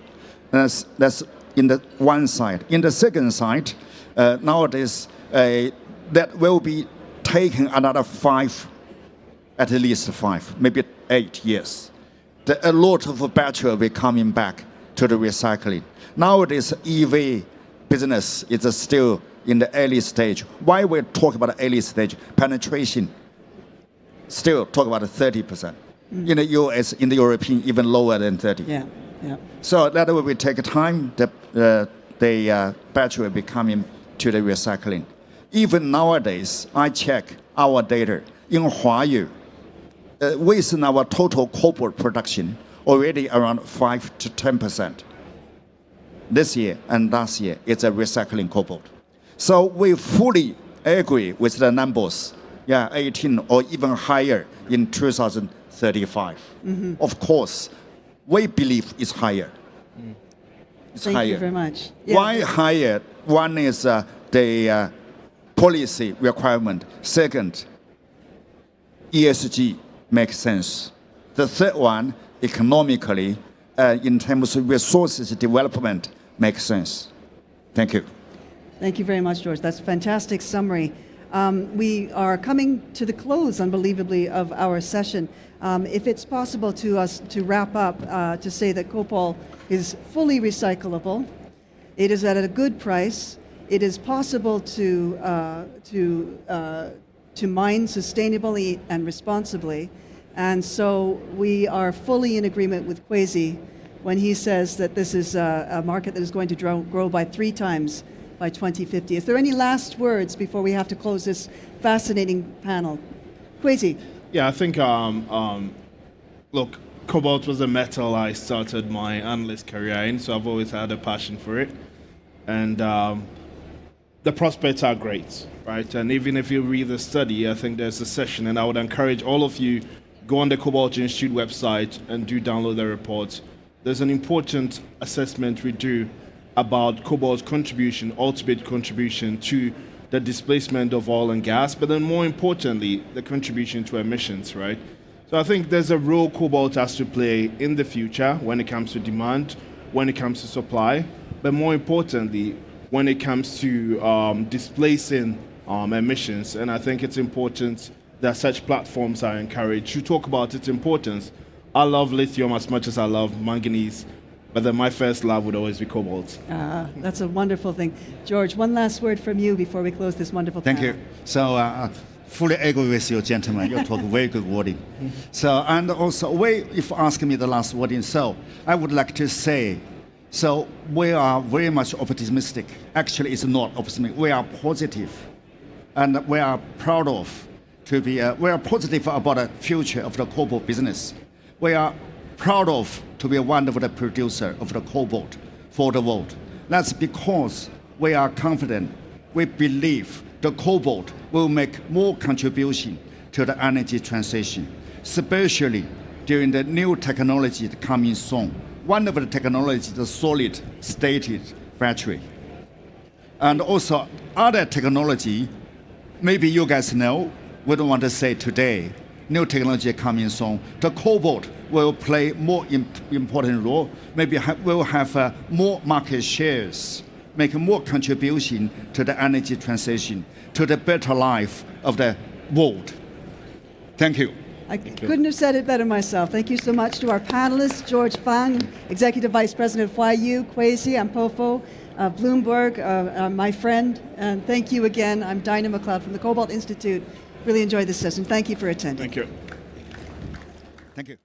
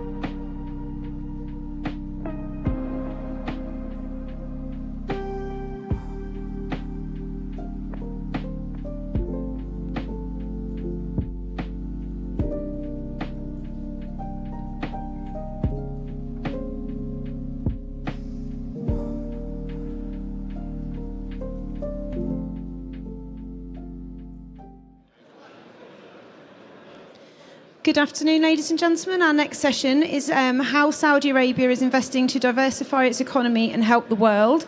And I'll introduce you to Halima Croft from RBC Capital. Thank you. Thank you so much. Thank you for joining us today. We have a fabulous all-star panel to discuss how Saudi Arabia is diversifying its economy and helping the world.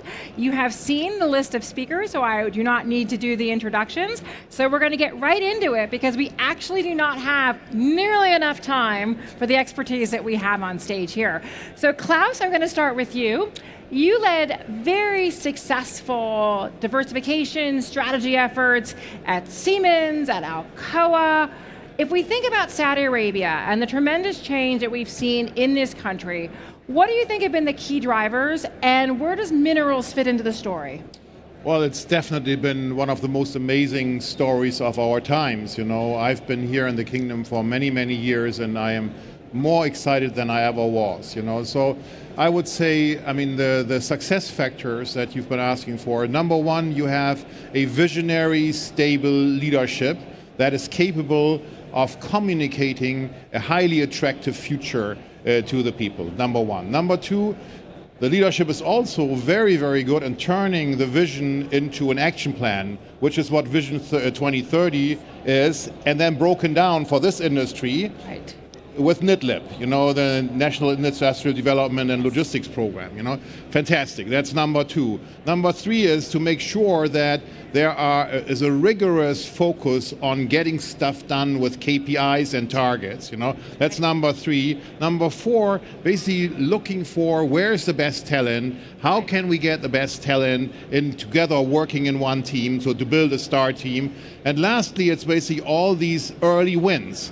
We are part of one, you know, here. I mean, I happen to have been part of starting the Future Minerals Forum, you know, out of basically nothing.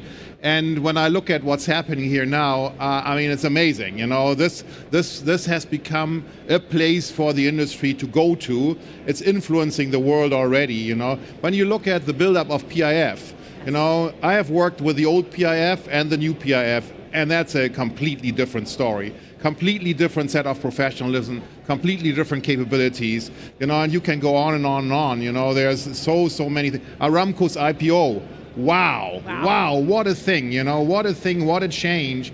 Again, the list is long, you know, and those are success factors, you know. Well, first of all, thank you for the Future Minerals Forum. We are all so excited to be here.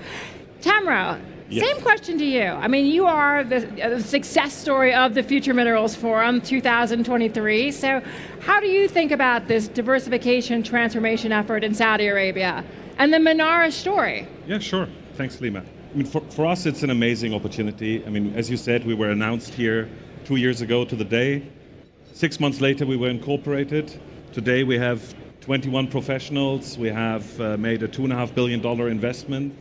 We have strong support from our shareholders in the PIF and Ma'aden, from our stakeholders, as I think everyone has been able to see here. And we are actively working on forming partnerships that can genuinely make a change to the Saudi economy in terms of its diversification, but also form new partnerships in terms of industrial value chains across the world. And that is one of the most fascinating aspects of the mandate that we have the privilege to work with partners from all over the world. Professor Ju, I'm going to turn to you in the question of really sort of what's next, and I want everyone to take a what's next question, but you in our conversations have really talked about the importance of investing in the downstream and the midstream sectors. So can you talk to us about why those sectors and why now? Yes. I think now is a perfect time for the kingdom to engage in high-value mineral-intensive industries like batteries, EVs, renewables, and semiconductors. Let me explain why. Take Korean battery makers, for instance. These companies have long relied on heavily on China for critical minerals, 78% of lithium, 71% of nickel, and almost all of graphite. But they have been diversifying rapidly away from China for three main reasons. Number one, geopolitical tensions. The rivalry between the US and China has raised the concerns about the weaponization of critical minerals. Number two, US Inflation Reduction Act subsidies eligibility. This mandates 50% of battery materials must come from countries with the US FTAs. And minerals and components produced by entities of concern, like Chinese suppliers, are excluded from subsidies. Number three, increased low-priced competition. Chinese suppliers dominate battery materials and components due to a significant cost advantage, putting pressure on global competitors to match. For example, Korean battery makers are facing strong demands from automakers in the US and EU to reduce battery cost.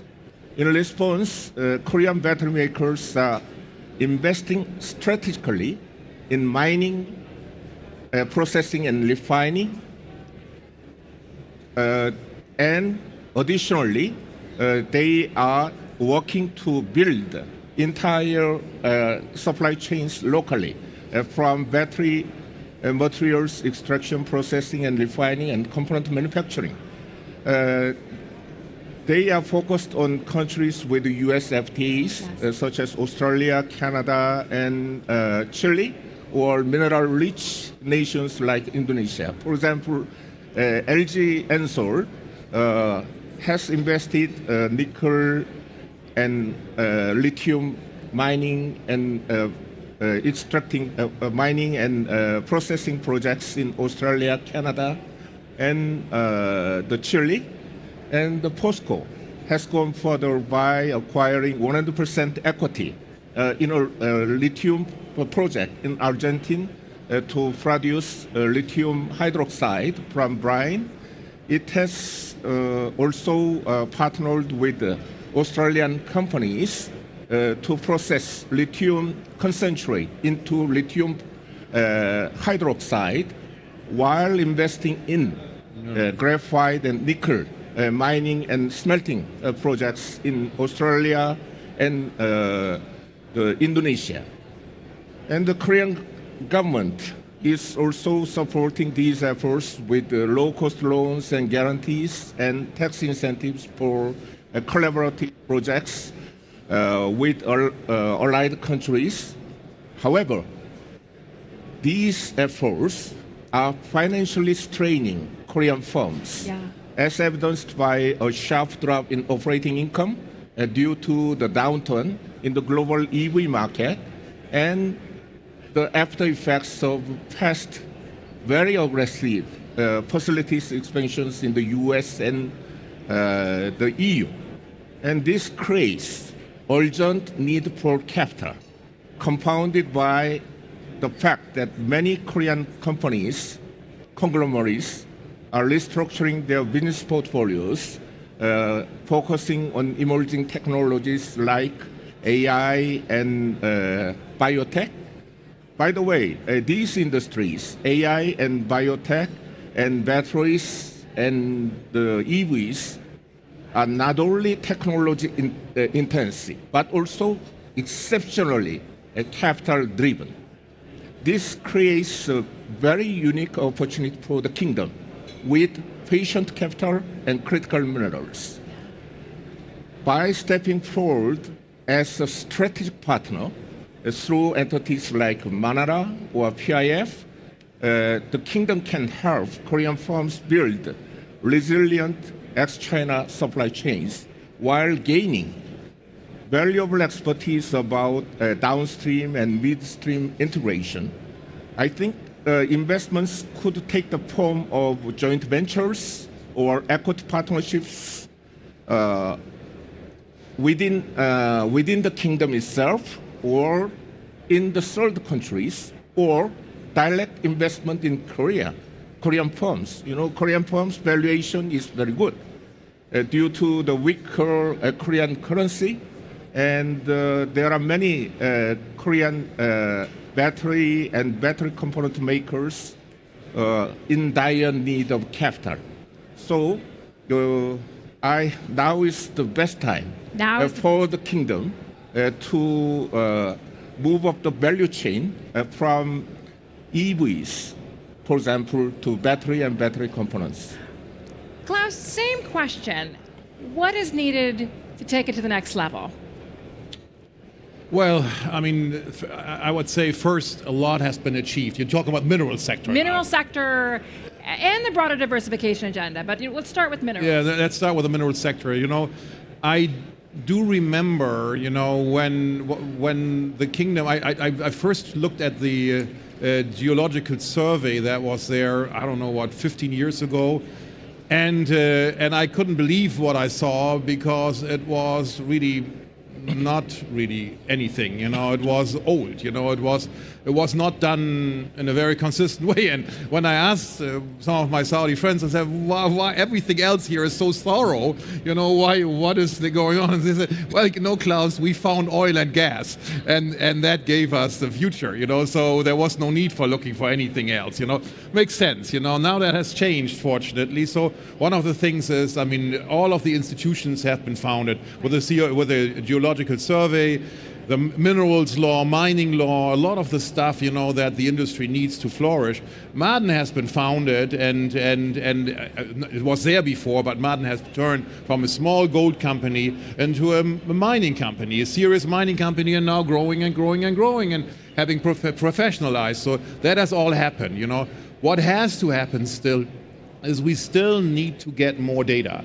We still need to be faster in getting the geological data, because frankly, the faster we can get the data, the easier it will be to attract foreign investment. Because the companies want to see data, and then they would want to have explorative mining licenses and want to get going, and then they will invest.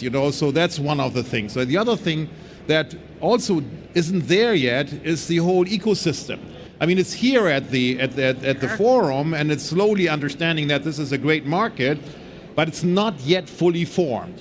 So fortunately, I had many conversations while here, of people who see, wow, the market is great, and we are happy to come. But then the question is, how can we align this? How can we? Because it's like what's it, hen and egg problem, when the suppliers say, well, I'm happy to come, but I need contracts. And the other folks who are willing to come said, I need a service organization, I need a network, So in a way, the government plays the role of bringing these two things together. But that's still needed. That's strongly needed. Tamro, your thoughts on this? The ecosystem, data, what's needed? For us, that resource finance ecosystem, for example, is one aspect. You come from, we come from that world, There are countries that have decades of advantage in setting that up, from trading houses, trade finance, stock exchange, regulations. For Saudi to become a genuine global hub, that will need to be developed as well. And the other one, from the Manara perspective, we try to break that cycle a little bit, because there's that opportunity. We are not just willing, it is our primary mission to invest in resources internationally, in mining, which many companies in the value chain think they've been forced to do, but don't genuinely want to allocate capital for that. So we can do that and then form the partnerships to bring material here and enable a value chain. And that's often, of course, what is the bridge that's needed. Can I have secure feedstock? Can I have secure supportive government? So we can supply the feedstock. We can work with our stakeholders across the spectrum here in Saudi Arabia to help enable that.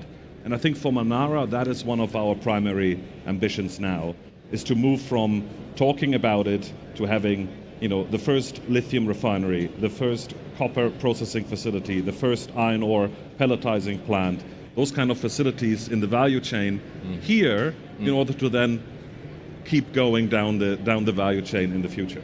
We heard yesterday from His Royal Highness that the fast and furious mandate that you are now having at Manara, the cross-border partnership, we talked about that. That's incredibly important, isn't it?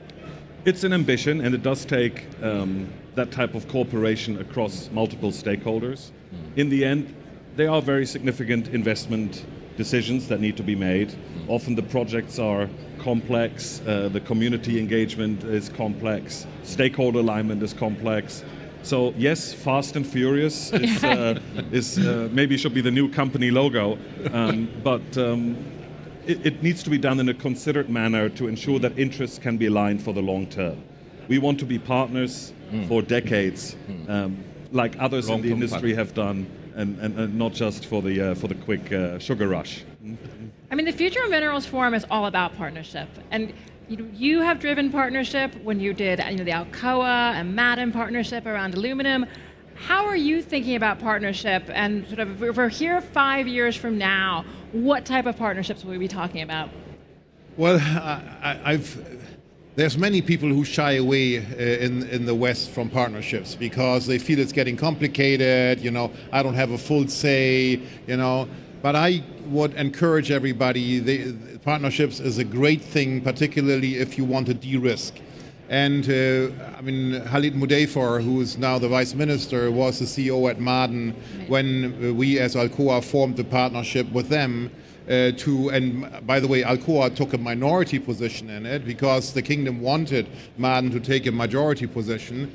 And we said, yes, let's do that, because in a way, it is jointly attractive. We have certain skills and Ma'aden has certain skills. We had the skills of managing large projects and managing in such a way that we came in on time and below budget, And so for an $11 billion project, which is pretty good, I think, here in Kingdom, And so we said we take this on, We took on the education of the employees because we know how the aluminum industry works. Ma'aden had no experience, in aluminum, nothing in bauxite, not in alumina, not in aluminum, neither in rolling, So we said we'll basically take on the educating the people. We didn't have experience on how do you deal with all the local authorities? How do you get energy contracts? How do you get energy there to a place that has nothing and where I saw the camels grazing, when we started this thing and was a big pile of sand. And now it's a large industrial complex. So it worked very well, but I think the foundation, and I think you mentioned this, the foundation of all partnerships is not the contract. It's really naive to believe, you have to have thousands of lawyers, a very strong American belief. It's in the end the trust. The trust, you have to have trust. The CEOs and the leaders of the companies have to look themselves in the eye and say, okay, I trust you, you deliver what you say, and you trust me that I deliver what I say. And by the way, we have a very open dialogue, which means that we also are critical with each other. If you don't perform or I don't perform, I want to hear it from you, and I want to say, then how do we make it better? Because we're in it, we are aligned on the goals, completely aligned on the goals. If there's a misalignment on the goals, don't even go there, don't even start it. So once you have that, I think then you usually have a great experience. It's independent of how the contract look like. Professor Drew, you've had to sit across a table, look people in the eye, win trust. How do you think about partnership? And also, in our conversations, we've talked about the partnership between Saudi Arabia and Korea. So I'd love to hear your personal experience, but also how we think about the bilateral relationship and partnership. Okay. Korea and Saudi Arabia have maintained very close partnership. Since Vision 2030 was announced, Korea was selected as one of 5 Vision Partnership countries. Minister Al-Faleh, Minister of Investment, and I, the then Minister of Industry, Trade and Energy of Korea, developed and implemented Korea-Saudi Vision 2030 partnership. It covers almost all areas of economy, from oil and gas to construction and infrastructure, to manufacturing, to ICT, and even to culture and tourism. Through this partnership, we have achieved 2 great industrial collaborations. One is the partnership between Saudi Aramco and Hyundai Heavy Industries, which is the world's largest shipbuilder in Korea. And they formed a joint venture, which is IMI, to build ships, including tankers, here in the kingdom. And the second important industrial collaboration example is 100% investment by Hyundai Motor Corporation, which is the 3rd largest global automaker, making investments in the production of EVs as well as internal combustion engine cars.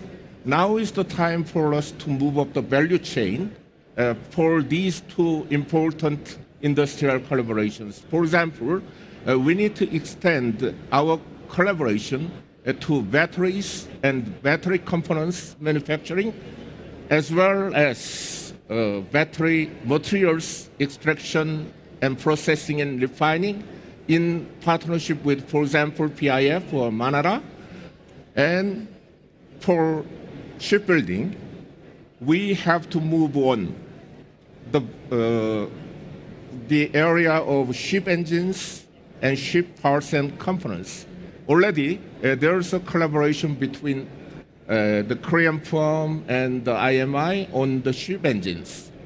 I think we will be able to achieve these, and hopefully, down the road, we will be able to achieve industrial collaboration in the areas of raw materials for automobiles and the shipbuilding. For example, the high grade, the plate for automobiles and the thick steel plates for shipbuilding.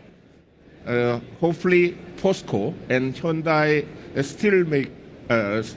Steel company might be induced to make an investment in that area. Then the kingdom will be able to construct the industrial ecosystem for the very promising future industries in the areas of EVs, self-driving ships. So we actually don't have that much time left, and I wanted to pose a open-ended question to all of my speakers about, again, if we're 5 years from now when we're here, and I'm going to put a little twist on it because of something Professor Ju was talking about in terms of the security of supply chains. His Royal Highness yesterday provocatively said that the geopolitics of oil is not going to be defining the next few decades. It will be the sort of geopolitics of gas, but also the geopolitics of critical minerals. So 5 years from now, what will we be talking about? And will that geopolitics of critical minerals be a front and center national security issue? Having spent a lot of time of my life in the commodities sector and the mineral sector, I think geopolitics will continue to play a role. The minerals might be some different minerals, but I think it's pretty sure that those ones that are on the list of the critical minerals today will most likely even more dominant at the time. But geopolitical things will always play a role. I think the difference that you mentioned is that now, even in countries like the US, they have woken up to it and say, hey, we have to be a little more mindful of how we look at that. And interestingly, in the US, the military always had a very clear view on the importance of it, but the private sector did not, and the political side also didn't. That has changed. That has tremendously changed, you know. And I think what's also on that same thing, by the way, in Europe, what has also been understood, you know, in places like Germany, where more than 25% of the total GDP is dependent on automotive mobility, you know, which is going through a drastic change, you know. Everything is changing, you know, that there has to be a stronger focus on securing the mineral sector, much like what you said and what we heard from our friend from Korea. So governments are waking up to this being top front and center, and private companies need some support with it. So I think it will be dominant. And I think this conference will be a place where the world will continue to meet, and we will have very, very exciting discussions. And I hope by then we will have full transparency on what's in the ground here, and people will have swarmed here to drill holes and find what's in the earth and start to extract it. You know, that's my hope in 5 years from now. Tamro, Future Minerals Forum 2030, what's going to be top of the agenda? Well, I think that geopolitics will always play a role in our sector. But one of the things, and we talked about briefly before we started talking in public, is one of the most fascinating things about the resource industry, the mining industry as a whole, is that you don't know what may be the main trend in 5 years. It is such a diverse, volatile, and varied industry that trends can change quite rapidly. Now, some of those global macro trends are likely to be relevant for some time. But 3 years ago, everybody talked about EVs, critical minerals, nickel batteries. AI. I'm not sure many people really talked from a commodity aspect about AI. No. And today we're talking about demand sources that we didn't talk about 3 years ago. So that's, I think, on the macro picture. But in a way, copper is still the hot thing, you know. Copper, in a well, way, everybody, copper, lithium, everybody loves copper. Yeah, but everybody loves lithium now, you know. So. Yeah. So some of those things are unlikely to change. Rather selfishly, I would like to see two other things. I would like to see, the first producing facility that has been enabled by Manara joint venture here in Saudi Arabia, and maybe one of my Saudi colleagues on this stage instead of me, because that's the other thing that I think is, you touched on it in terms of people. One of the great joys is working with the people here and having them and you have a fantastic join team in some of the festivities of the commodity cycle. Yeah. Professor Ju, final word. 5 years, 2030. From 5 years from now on, I would like to see the following two. Saudi Arabia's proactive participation in the critical mineral space will position itself as a neutral and reliable supplier, as in the case of oil. Second, I'd like to see Saudi Arabia position itself as a regional or even the global leader in the midstream and downstream industries for, as I mentioned earlier, EVs, batteries, and renewables, and hopefully electronics. In order to do so, I think Saudi Arabia needs to take two more actions in addition to what all these gentlemen mentioned. Number one, Saudi Arabia still needs to enhance its investment climate. Saudi Arabia has a very important strategic advantage, such as political stability, neutrality, stable exchange rate, patient capital, and robust infrastructure, like low-cost electricity and vast renewable energy potential. But in order to attract further foreign investment, Saudi Arabia needs to expand its market access, secure free trade agreements with key markets like the EU, the US, and African nations, while upgrading existing agreements like GCCFTA and the GAFTA to boost export markets. And number two, Saudi Arabia needs to provide competitive incentives, offer subsidies and incentives that can match those provided by, for example, the EU, US, and China. These measures could help offset the additional construction and operational cost while addressing the limitations of smaller market, particularly for targeted industries like EVs, batteries, renewables. Well, I am so sad I have to bring this panel to a close.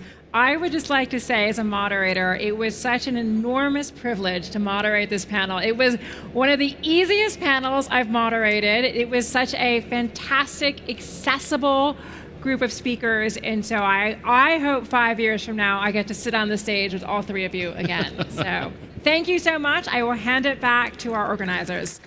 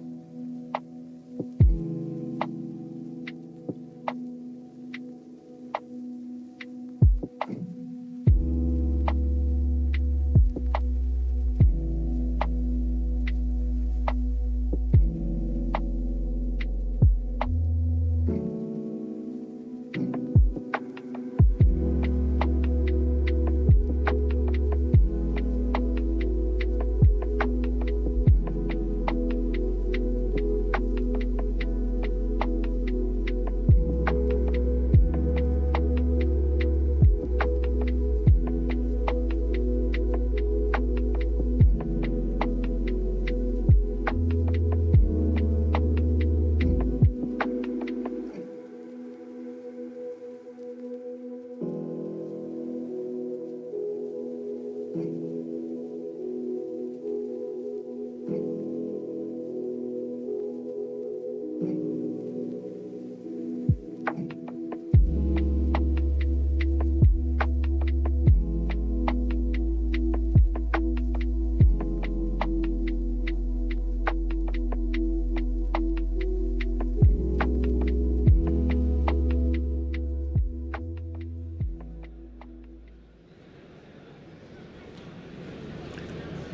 Will.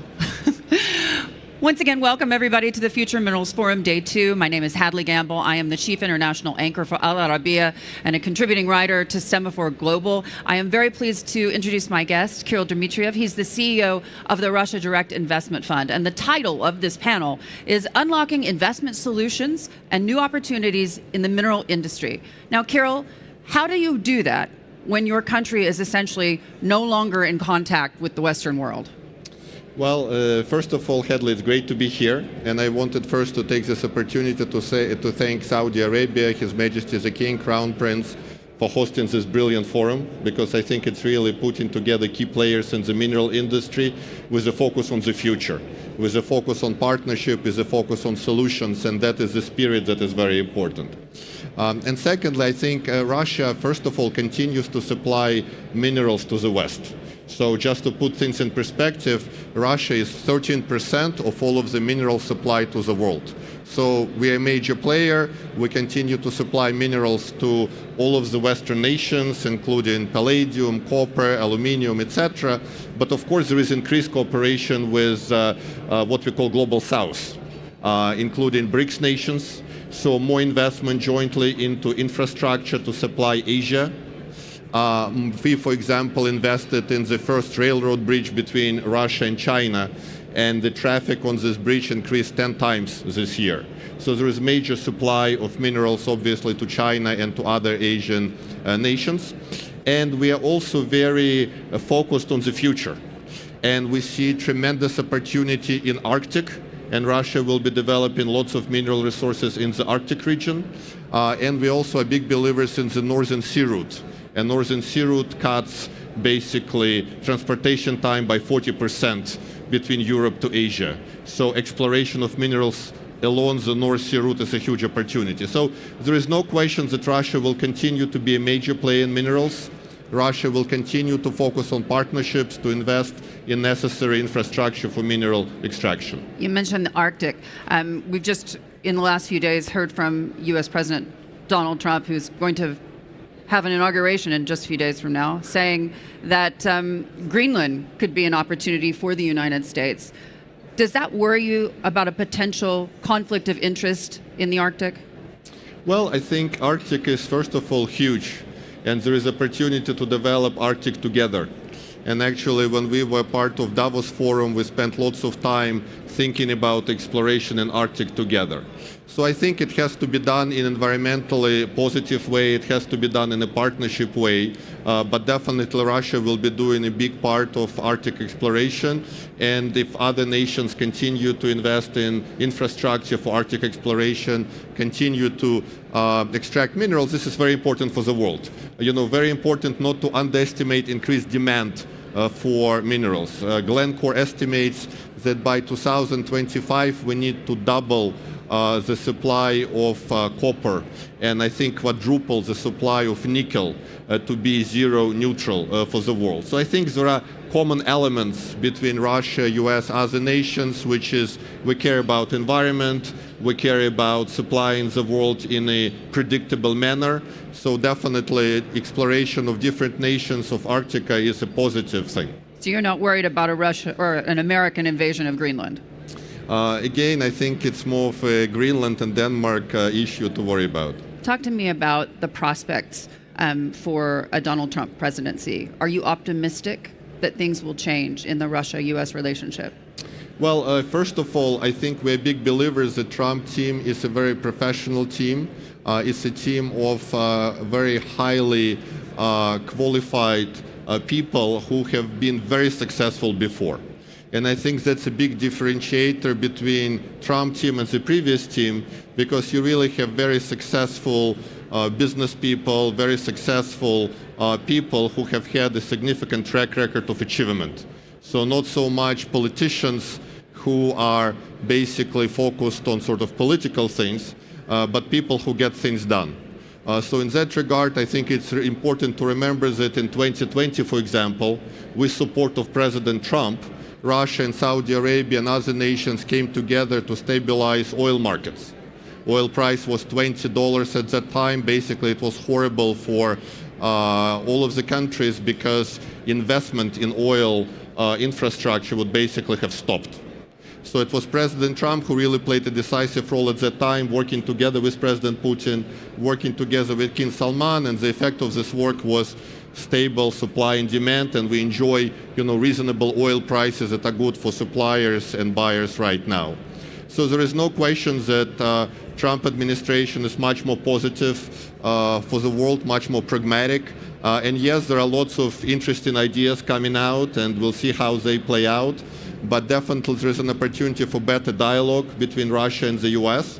And again, we need to have problem solvers. Yeah. We cannot have just politicians who focus on negative and just basically try to increase the risk of nuclear war in the world. We need to have politicians and business people who say, okay, what are the issues we agree on? What are the issues we disagree on? What are the security concerns of Russia? How can those be addressed in a problem-solving manner? So we are quite hopeful, but again, it's too early to say and too early to predict how it will evolve. How quickly we could get to the table? I think, again, if you hear what President Trump said publicly, he is quite eager to address many issues in global security quite fast. Yeah. And by the way, we really appreciate the effort he played in resolving the Israel-Hamas conflict, and we hope it all works out well. But definitely you see that his decisive action has been critical to address this conflict in a very quick manner. So I think it will take time to address all of the issues, but to start the discussion, to start the dialogue, I think it's possible to do pretty quickly after the inauguration. And I know this isn't your portfolio, but I have to ask, since we are here in the Middle East, obviously the fall of Bashar al-Assad came as a great surprise to many around the world. In your mind, does that leave Russia behind or on the back foot in the Middle East? No, I think, first of all, Russia has been a great friend to many countries in the Middle East, working closely with Saudi Arabia, with other Middle Eastern nations. And basically, there are many reasons for some of the things that are happening. But I think people in the Middle East appreciate a very predictable Russian policy. For example, on Palestine state, Russia has always advocated two-state solution. And we've been very focused on this. So Russia has always been focused on peace, on stability, not really trying to intervene into the region, not trying to undermine the region. And I think many people appreciate this stability and predictability.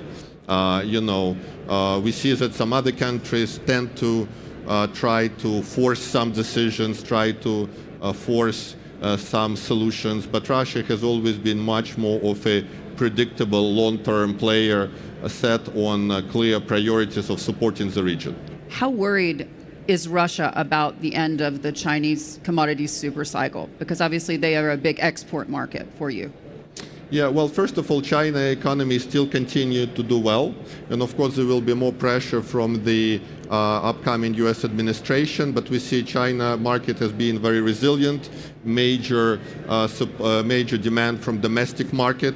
So I think China will continue to be strong. It managed to basically build lots of partnerships in the global south.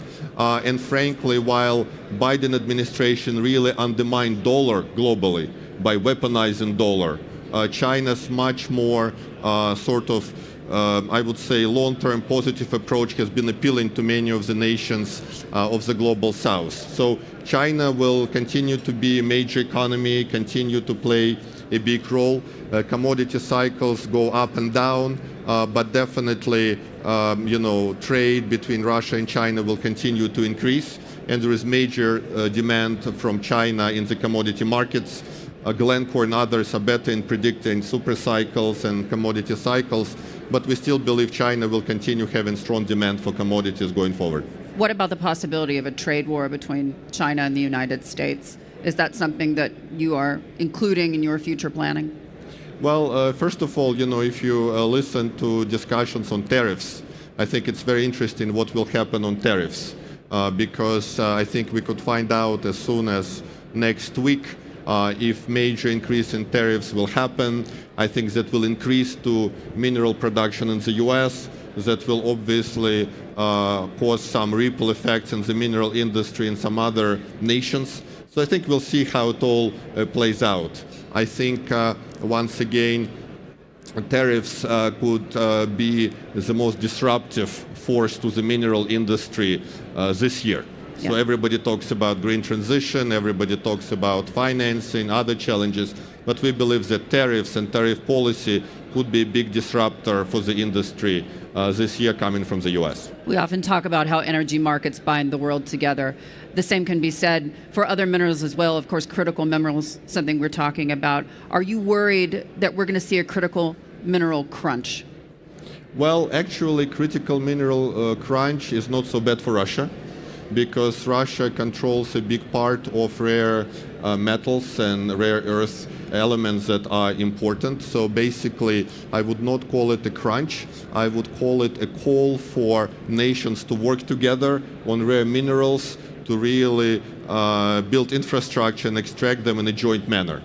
And we're exploring lots of partnership opportunities with China, with other BRICS nations, to actually jointly develop rare earth metals. So definitely sanctions and other aggressive tactics do not help in sectors where there is a scarcity of certain commodities such as rare metals. Yeah. And so sectors require a joint positive thinking of how to make sure that they've been extracted, to promote green transition, to promote all of the things needed for the world to move forward technologically. And tell me this, just with regards to the progress made in the Russian economy. We see over the last year that you have record highs when it comes to mineral exports. But at the same time, inflation's at 9%, and I think your interest rates are around 21%. What is the plan to get those interest rates down and to control inflation?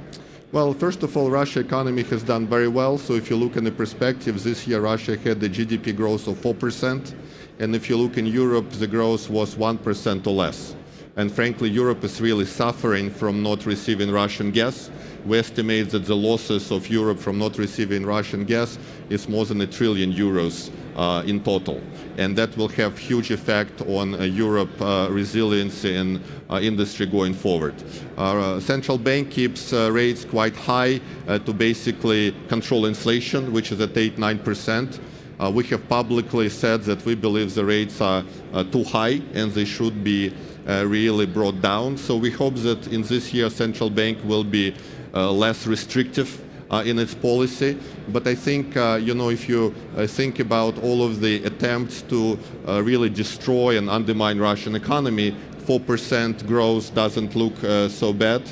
I think next year central bank policy will be one of the more critical ones to continue Russian economy growth.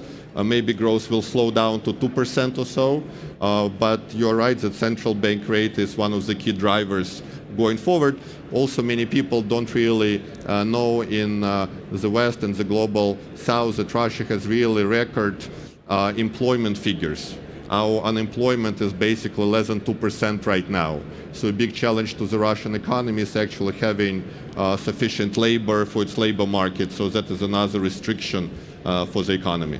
And finally, sir, U.S. President Donald Trump, he has said repeatedly that U.S. LNG should find markets abroad, particularly in Europe. And of course, that has implications for Russia. There are conversations being held in Brussels right now that more sanctions are on the table in terms of Russian LNG. How is that going to impact the economy? Yeah, well, first of all, as I mentioned, we believe that Russia and the US could have a great relation together, and not only it requires people really who are problem solvers who are trying to find what are the areas we can do jointly well together, such as fighting terrorism, and we could also have joint economic initiatives, even in energy, as was shown by 2020 example on oil. So I think Europe is really a big economic loser from the current approach right now. How do we know it? You know, industrial enterprises are being shut up, people are being unemployed. There is lots of...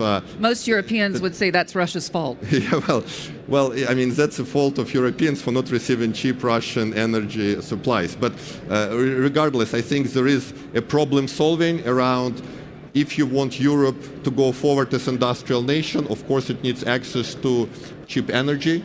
And I think some combination of LNG from different players in the world is required for European growth.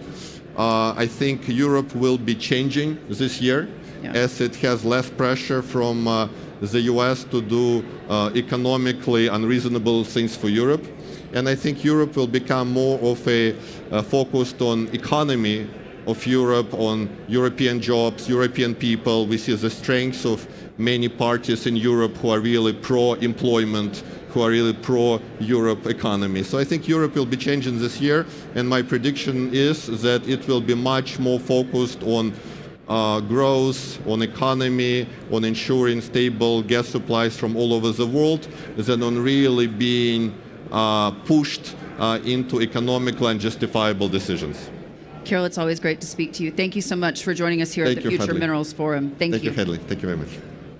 Thank you. Thank you.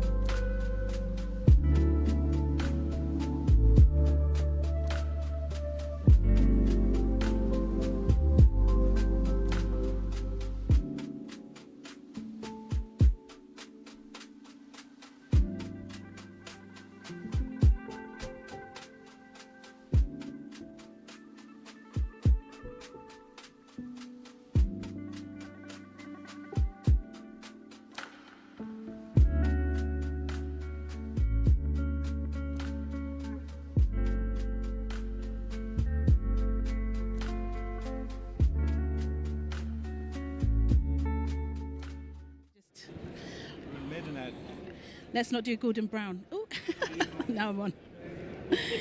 You're in Maidenhead? Yes, that's the. Sorry. That's your office. Are we on? We are. So no swearing. Hi everyone, welcome. I know we are challenged here with not only the heat, but sound as well. So thank you all for being here. I appreciate this isn't the coolest room in the conference facility.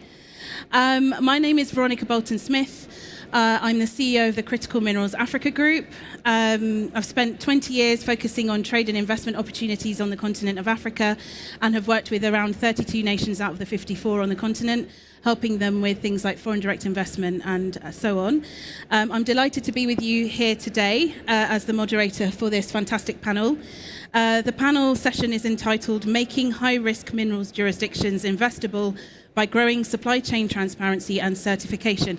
Quite the mouthful, but we're going to do our best to tackle that in the half an hour that we've got. I'm joined by my distinguished panelists, and perhaps I could pass on to you, Jean, to introduce yourself. Ma'am? Would you like to introduce yourself? I beg your pardon? Would you like to introduce yourself? Oh, okay. I thought you were going to do that. No, we changed it slightly. Thank you, Veronica. Okay, my name is Jean Boulle. I've been in mining business longer than I dare to admit, but our groups had been lucky enough to have had some major discoveries worldwide. In particular, Voisey's Bay in Canada, a very large nickel discovery, which is producing today. We restarted the economy of Sierra Leone, and I'm glad to see the boss of minerals here today, Haji Dabo, and with two mines, a bauxite mine and a rutile mine, which are still producing today and really did restart the economy after the UN left and the war had ended. We also have another discovery of titanium minerals, ilmenite in Madagascar, Tolia Sands. And I can go on about a number of discoveries. We've had a number of world-class discoveries worldwide. We mine diamonds offshore Namibia, gem diamonds. We also are investing heavily in Angola, which I think is the future for diamonds, but also for other base metals. And in Saudi Arabia, we've been working for a number of years on a deposit in the Red Sea, offshore. And with our experience in this department, we picked up where the Germans left off, where they drilled the Atlantis II deposit, which is in situ a few $1 billion of silver, zinc, gold, polymetallic. I think if that's okay, we'll probably get into more detail on that, but thank you, ma'am. What a wealth of experience. We are not worthy. Over to you, Badi. Hello, everyone. My name is Badi Balde. I'm Deputy Executive Director of the EITI. Nice, pleased to be here.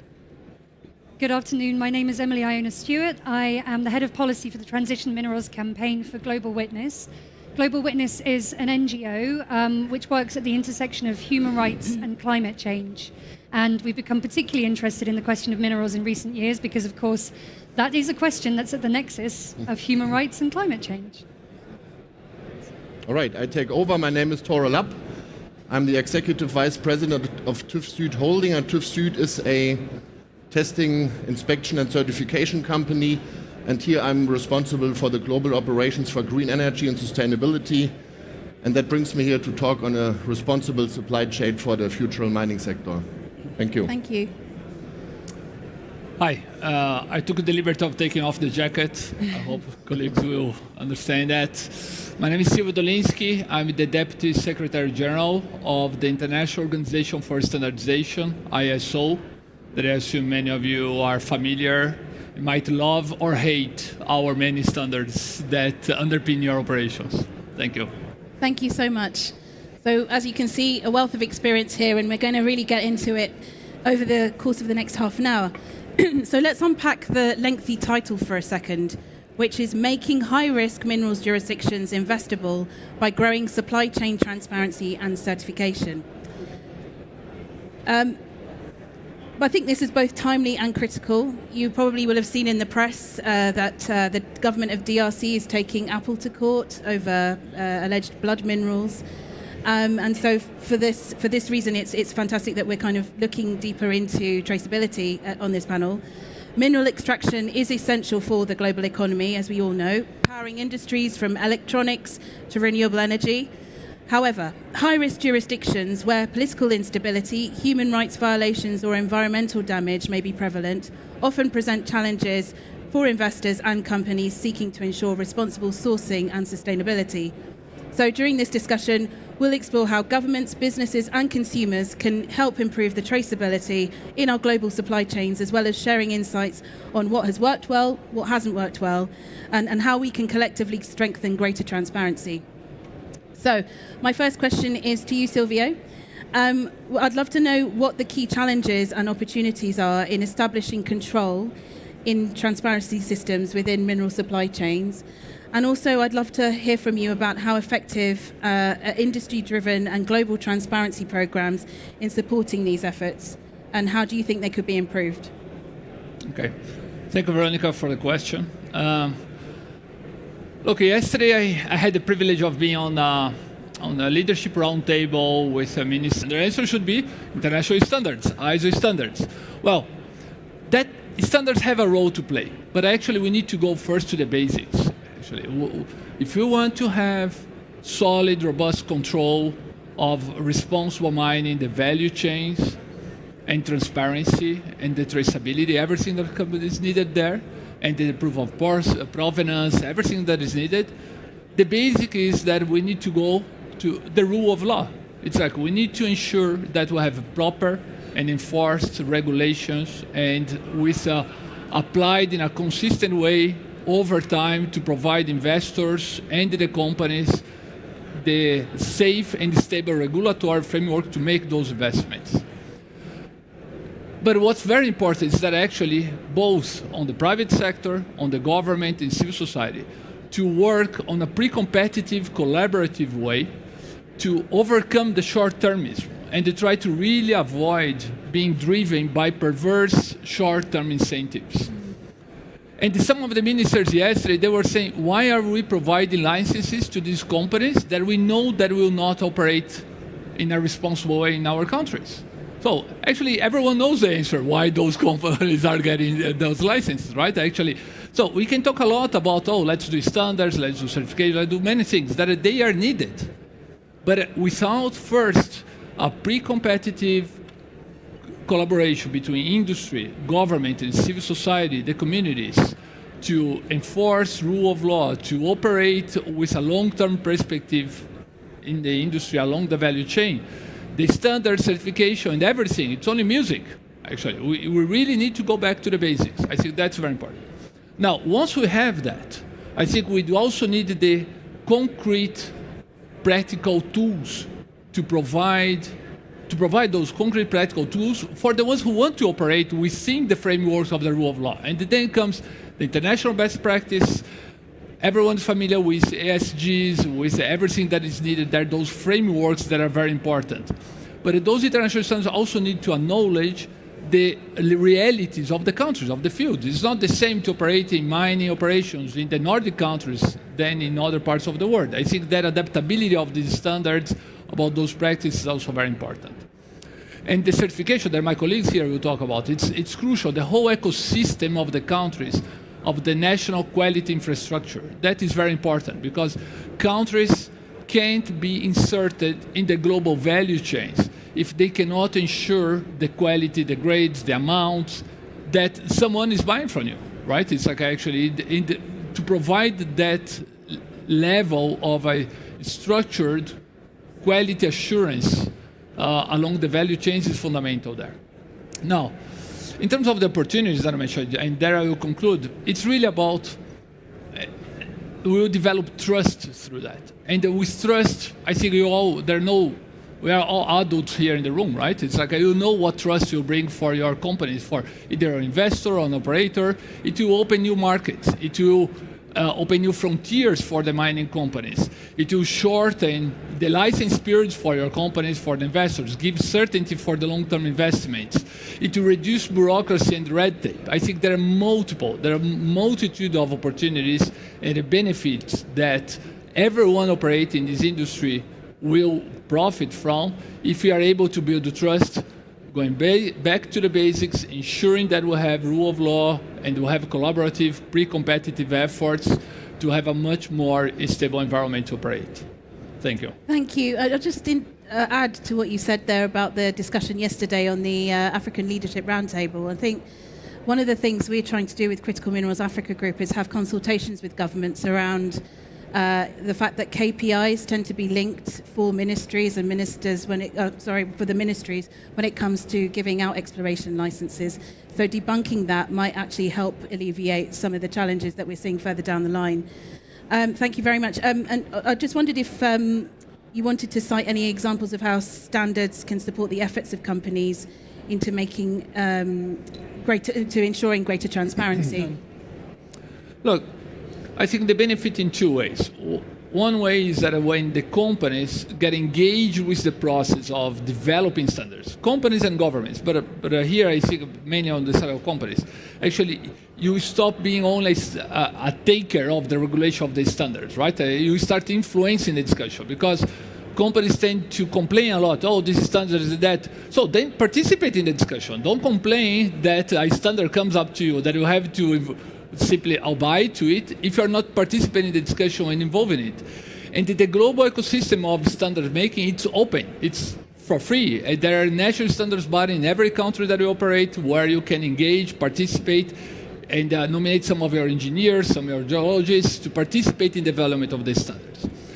The other then is that once you want to operate your companies and in an integrated way, you have to think strategically about the different areas that you want to focus, right? There is the environmental management systems, there is the safety management systems, the risk management systems, right? And you need to think about which of them actually are the priority that you have on a sequential, strategic way, and one by the other. And they will all build on each other. They are not operating on the vacuum, right? It's like each of these management systems will build on the previous one. Once you start on that journey, the following ones start to be much easier to comply, to implement, and to maintain it over time.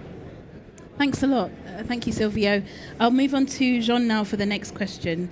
Given your experience on the ground working in jurisdictions where often there are no regulatory reforms or guidelines, what's worked for you? What's been successful? I remember when we spoke ahead of this panel, you shared insights as to how you have managed to navigate around those complications and help establish reforms as well. So perhaps you could just share some insights and how you've helped to build supply chains through your group. Thank you, Veronica. I think that we can write a lot of rules, and we need them, and we need Emily, and we need Baddy, and we need Tor, and we need Sylvia. But sometimes you're on your own, and so it really depends on some exceptional individuals, and we have to rely on them to be the conscience of the companies. I'll give you a good example, which is the fact that we cite Canada as an example of everything being great. Well, we discovered Voisey's Bay in Labrador, which is part of Canada. Nothing there. We did everything by helicopter. We were lucky enough that some of the air forces of the world had done the original environmental. Well, after the discovery, which turned out to be one of the richest nickel deposits in the world, in North America certainly, we were invaded by the First Nations, the Inuit and the Innu. That's the problem. They came in on skidoos with guns at the back, and they basically said that one was it was their land, and the other was they used to hunt there, and some of their people had died and been buried there. So we had to talk about that, but more importantly, they invaded the camp. I was cold, and the RCMP had taken over the camp. It's a problem. So anyway, so the answer is really communication. So I spent the premier at the time, Clyde Wells, refused to go and talk to them, and so I went to Sheshashi and spent a lot of time talking to them. And to spare you all the details, I mean, they were literally putting. I know you've just had a baby, but pregnant ladies under our drills. Oh gosh, it's a problem. So I wouldn't recommend it. Yeah. So we talked. So I went and I spoke to Chief Penashwa Peter Penawashwe, and then we talked every day to try and find a solution. And anyway, we eventually, and also the government hadn't yet settled the land claims. And that's what it was about. It wasn't about us, it was about land claims. But of course, it was convenient that we'd found this. So in the end, we reached an agreement that the Inuit and the Innu would have first right to all subcontracts. And this is an area which had 40% unemployment because they used to fish cod and all the cod disappeared. So today that whole area is booming, that old Goose Bay area all the way up to, and the people who really have done really, really well are the Inuit and the Innu, and rightly so. So, but you're very much on your own in a situation like that. In the case of Sierra Leone, we restarted the economy after the war. The UN left, and that was it. And we restarted two mines, a rutile mine and a bauxite mine. And we went from zero employment in the whole country to we employed 2,000 people, including Haji over here. And he's one of those exceptional people that you need, that has a conscience to make sure that he reinstated a lot of the rules and also brought some rules back in. So I can go on quite a bit about these experiences, but it depends on exceptional individuals who have a conscience for the environment and for the stakeholders locally, and then keep government happy at the same time. And bring them along on the journey so that they can learn as well. We had a terrific journey, but it wasn't easy. So that's it. But fast forward now in 2025, I was here 26. In 25, we started something called Mine Hut, Hutte. So Mine Hut, it was Al Ghuli, Brian Kiernan, who's here, and myself. So Mine Hut today, basically we rate countries in terms of their corruption index, their environmental, etc., and we rate them. And they can improve their ratings by doing right things. And so we get into a point where we fill over countries because they're actually adhering to these. But on a personal opinion, and getting back to Tor and Silvio, I think we need to go back to basics from a point of view that a lot of the time when we sell minerals, the buyer on the other side actually can test, what's in those minerals. And there's no reason why we couldn't, with artificial intelligence and everything else we have today, there's no reason why we couldn't actually identify minerals. De Beers did a good job of, the diamond company, De Beers did a good job of starting the Kimberley process. It's not perfect, but at least we have an idea when the diamonds are coming from an area of conflict. But you could do that with gold if you spend some time on it. And you can do that with bauxite and so on and so on. So why don't we go back to the basic? Obviously, it doesn't suit various buyers that we should do that. But as an industry, why can't we identify the gold from which areas? I mean, we can even tell which mines the gold's from, for instance. So it's time we actually went back to basics. What minerals are we worried about coming from where? But let's look inside the minerals. We can today get them down to atoms. I mean, instead of just talking about it, let's get back to the beginning. Thank you. Thank you very much, John. And I should make special reference to His Excellency, the Minister of Minerals here from Sierra Leone.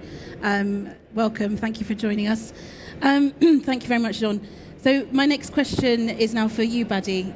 With recent news of the government of the DRC taking Apple to court over alleged use of blood minerals, should we be considering a Kimberley-type process for critical minerals, just to pick up on the point there, to ensure more traceability?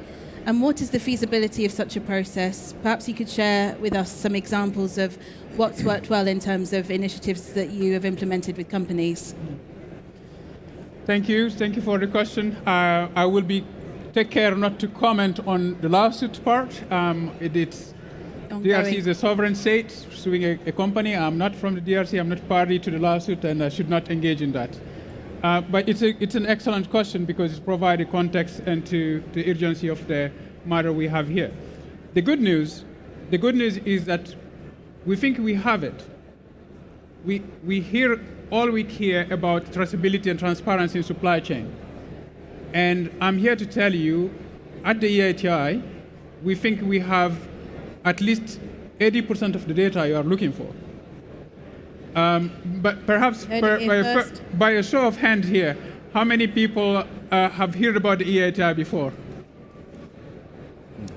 Okay. It'd be shocking. Well, then I should spell out what the EITI is.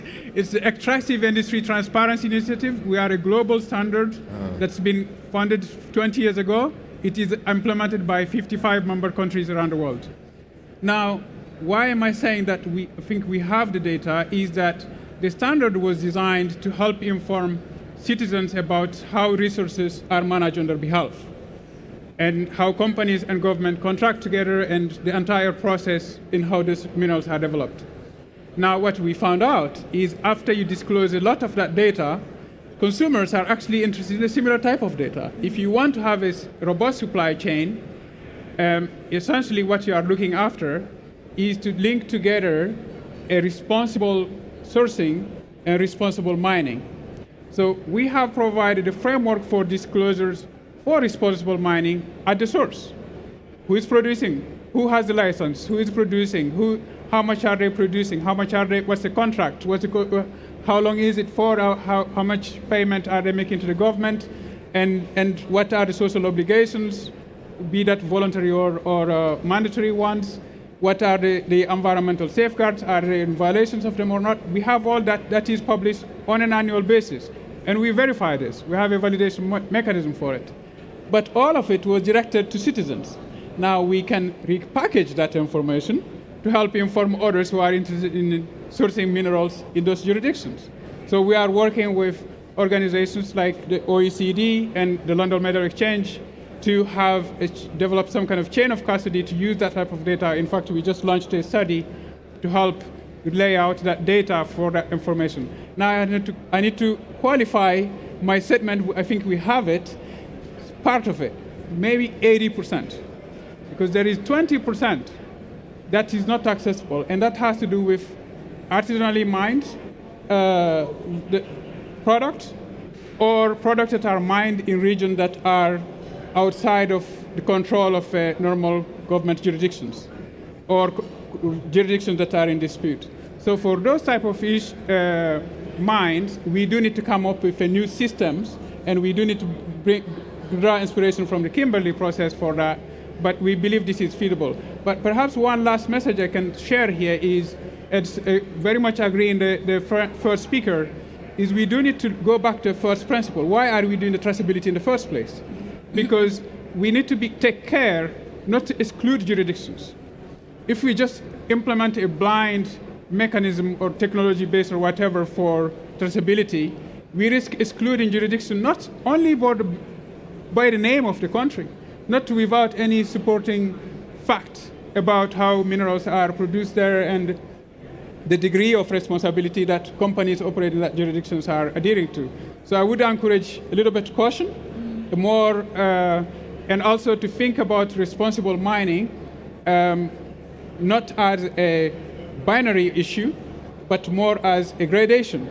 That's something you need to improve over time, recognizing that, especially in challenging jurisdictions, you need a framework to allow for improvement over time and to be transparent about those processes and those shortcomings. Thanks. Thank you so much. You've given us so much to think about there. I'm conscious of time, so I want to move on to you next lap, Thor rather. Do you see that there's a necessity for real-time traceability? And I'd like to maybe look at the technology as well. How do you think tools such as blockchain and decentralized databases, smart contracts could enhance responsible supply chains, and what steps could be used to standardize that sort of data collection so as to establish accountability for stakeholders? Yeah, thanks for the question.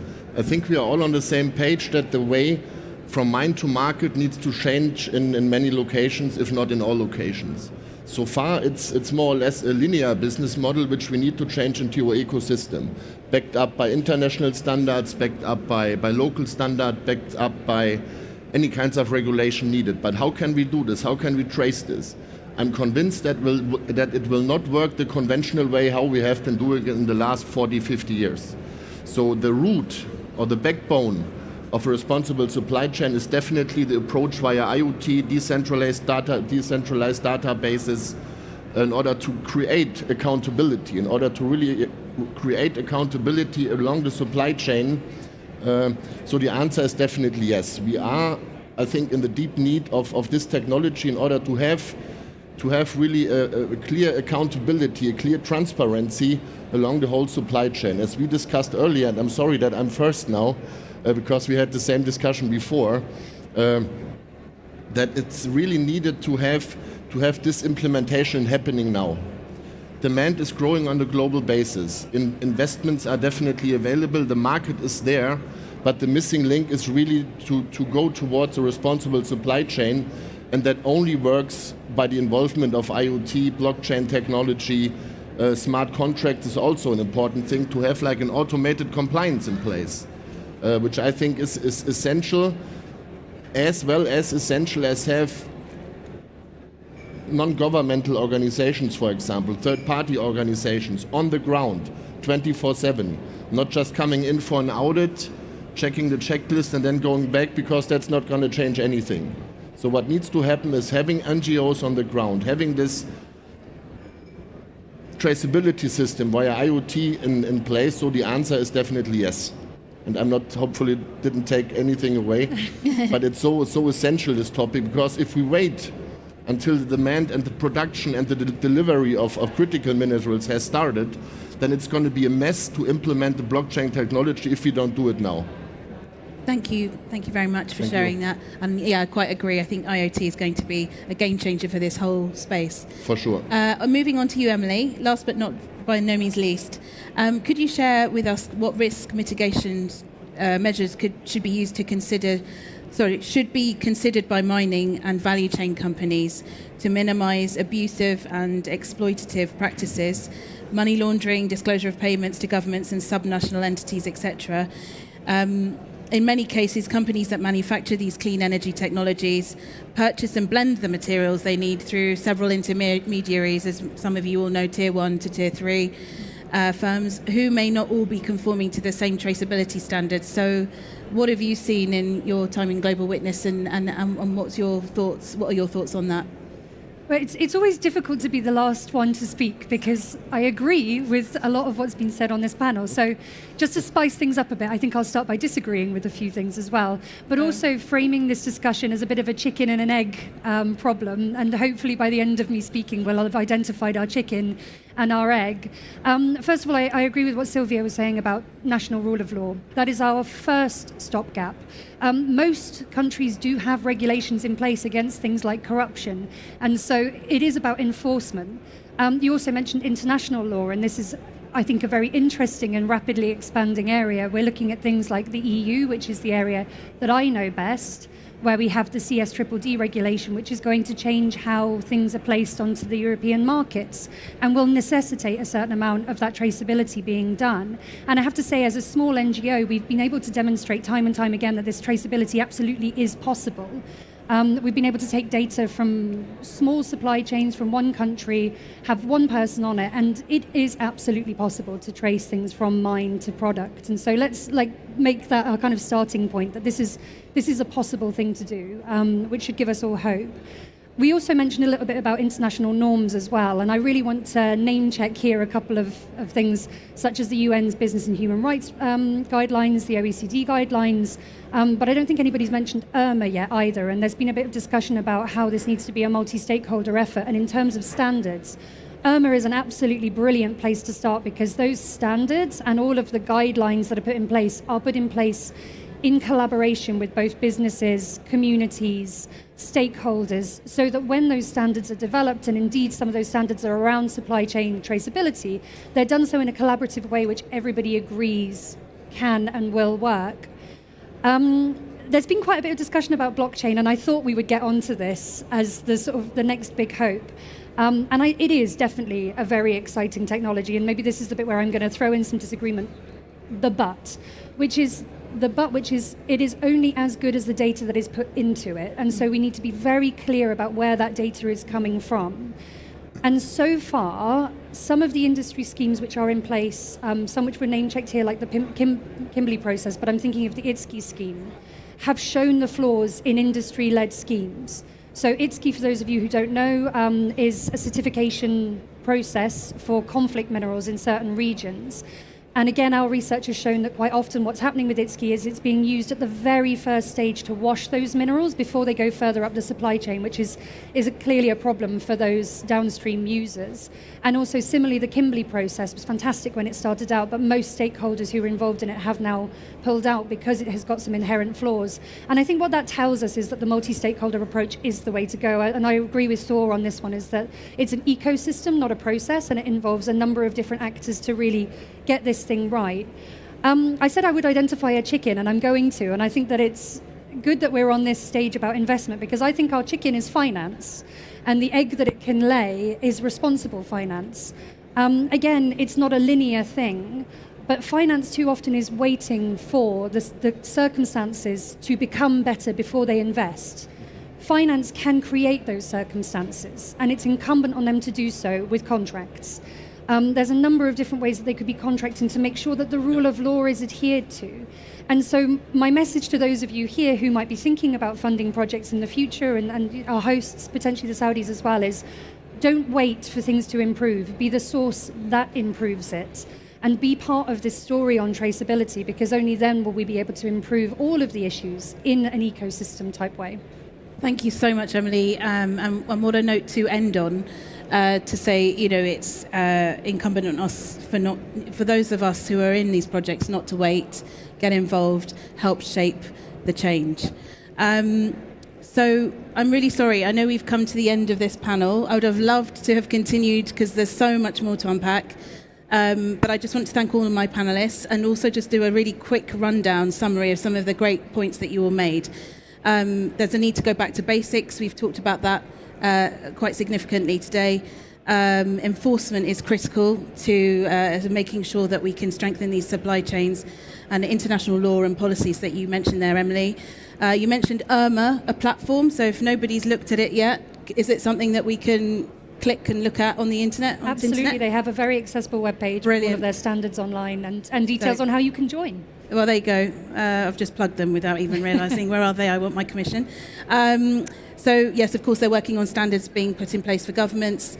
Communication is key. Clearly, Jean is the man to know if you're in a sticky situation, because that story that he shared in North America was really a great example of what you need to do in terms of engaging with local communities and not standing in silo. It's a collaborative thing, and it's great to hear that they are the Inuit people there are benefiting from the project as well. We talked about multi-stakeholder approach, so that's also very important, and responsible finance, which I think is a really key point. And we can make sure that we do that through the contracts that we're signing and insisting on better ways of working.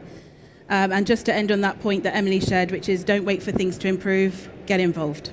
So thank you everyone for being part of this excellent discussion. I'm sorry I can't open the floor to questions, but you know where the panelists are. So please come and chat to them if you'd like to discuss further.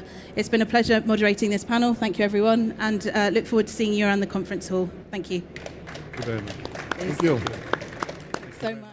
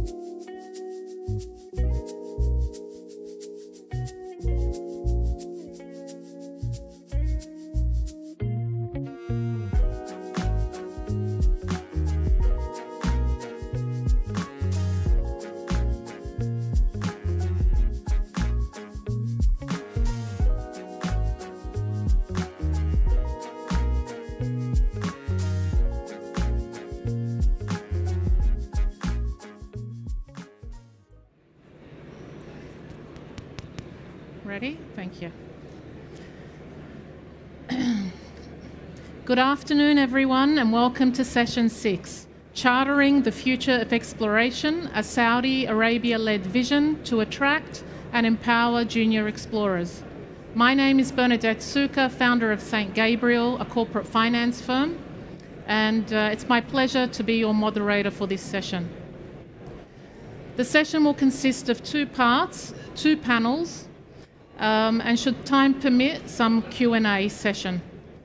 Our esteemed members on the first panel represent key government organisations that lead, govern and support the Kingdom's mining sector. Our second panel will comprise of exploration companies that have already been set up in the Kingdom to take part in the vast untapped exploration opportunities. Now we will kick off with the first panel. We have with us Ahmed Al-Akil, General Manager of Mining Investment for the Ministry of Industry and Mineral Resources, Ra'ad Shami, Geologist with the Saudi Geological Survey, or SGS, Amin Al-Ghamdi, Vice President, Compliance with ESNAD. Thank you for joining us. Thank you. Thank you. Under Vision 2030, the minerals sector was given a front and centre position. Great emphasis has been placed on the importance of developing Saudi's minerals sector, including becoming the 3rd pillar of the economy. To lay the foundations, a new ministry for mining was established in 2019, and reforms were undertaken. How do the reforms align with the broader goals of Vision 2030? Ahmed, if you can lead. Well, thank you, Bernadette, and welcome to the Future Minerals Forum, a global forum which is part of the Vision 2030.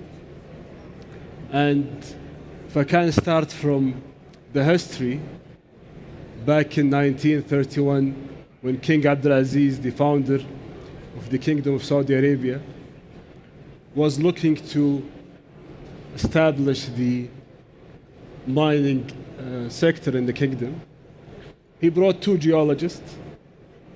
One was sent to the east part of the kingdom, the other was sent to the west part of the kingdom, and mainly to look for minerals. At that time, we found several deposits of gold.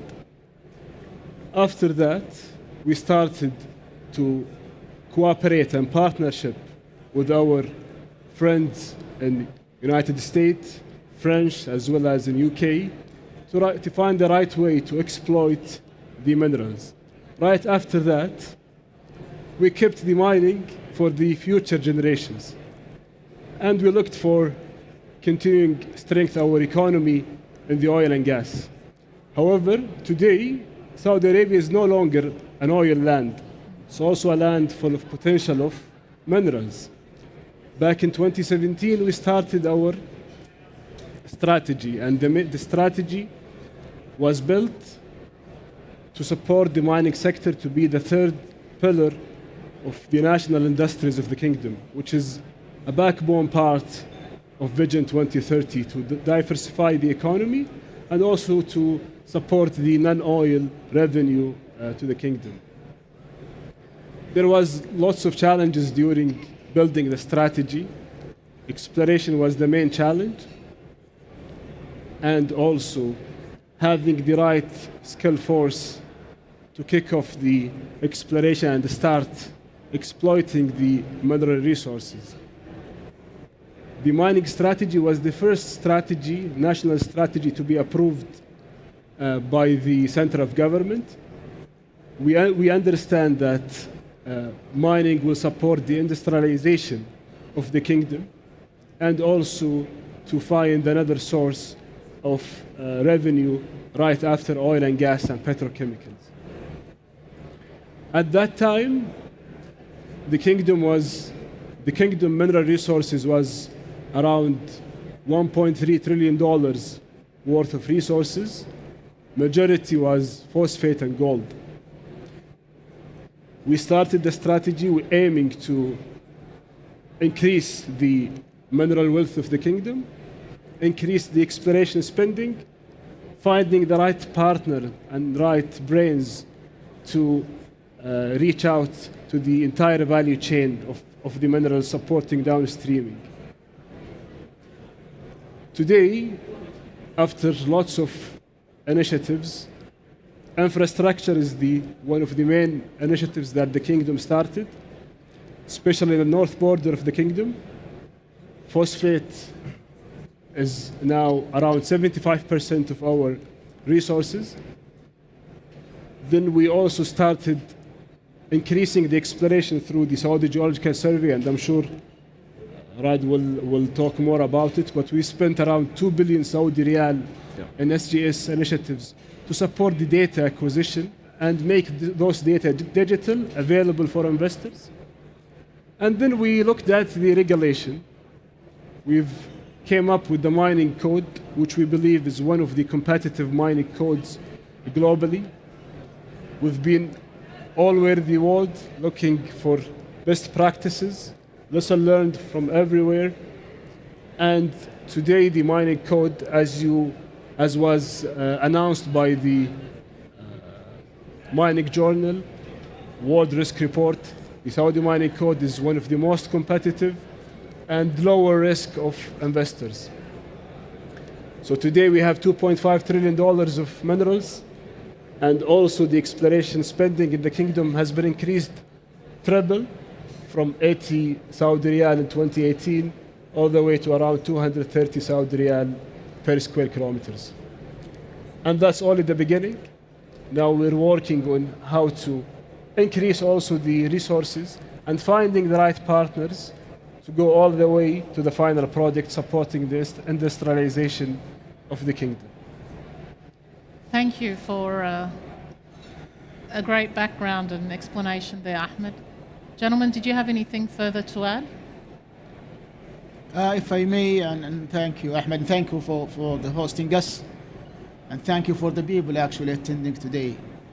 I am actually was one of the honored people to participate and coordinate FMF in 22. At that time, I remember we had almost 3,000 visitors or delegates from around the world.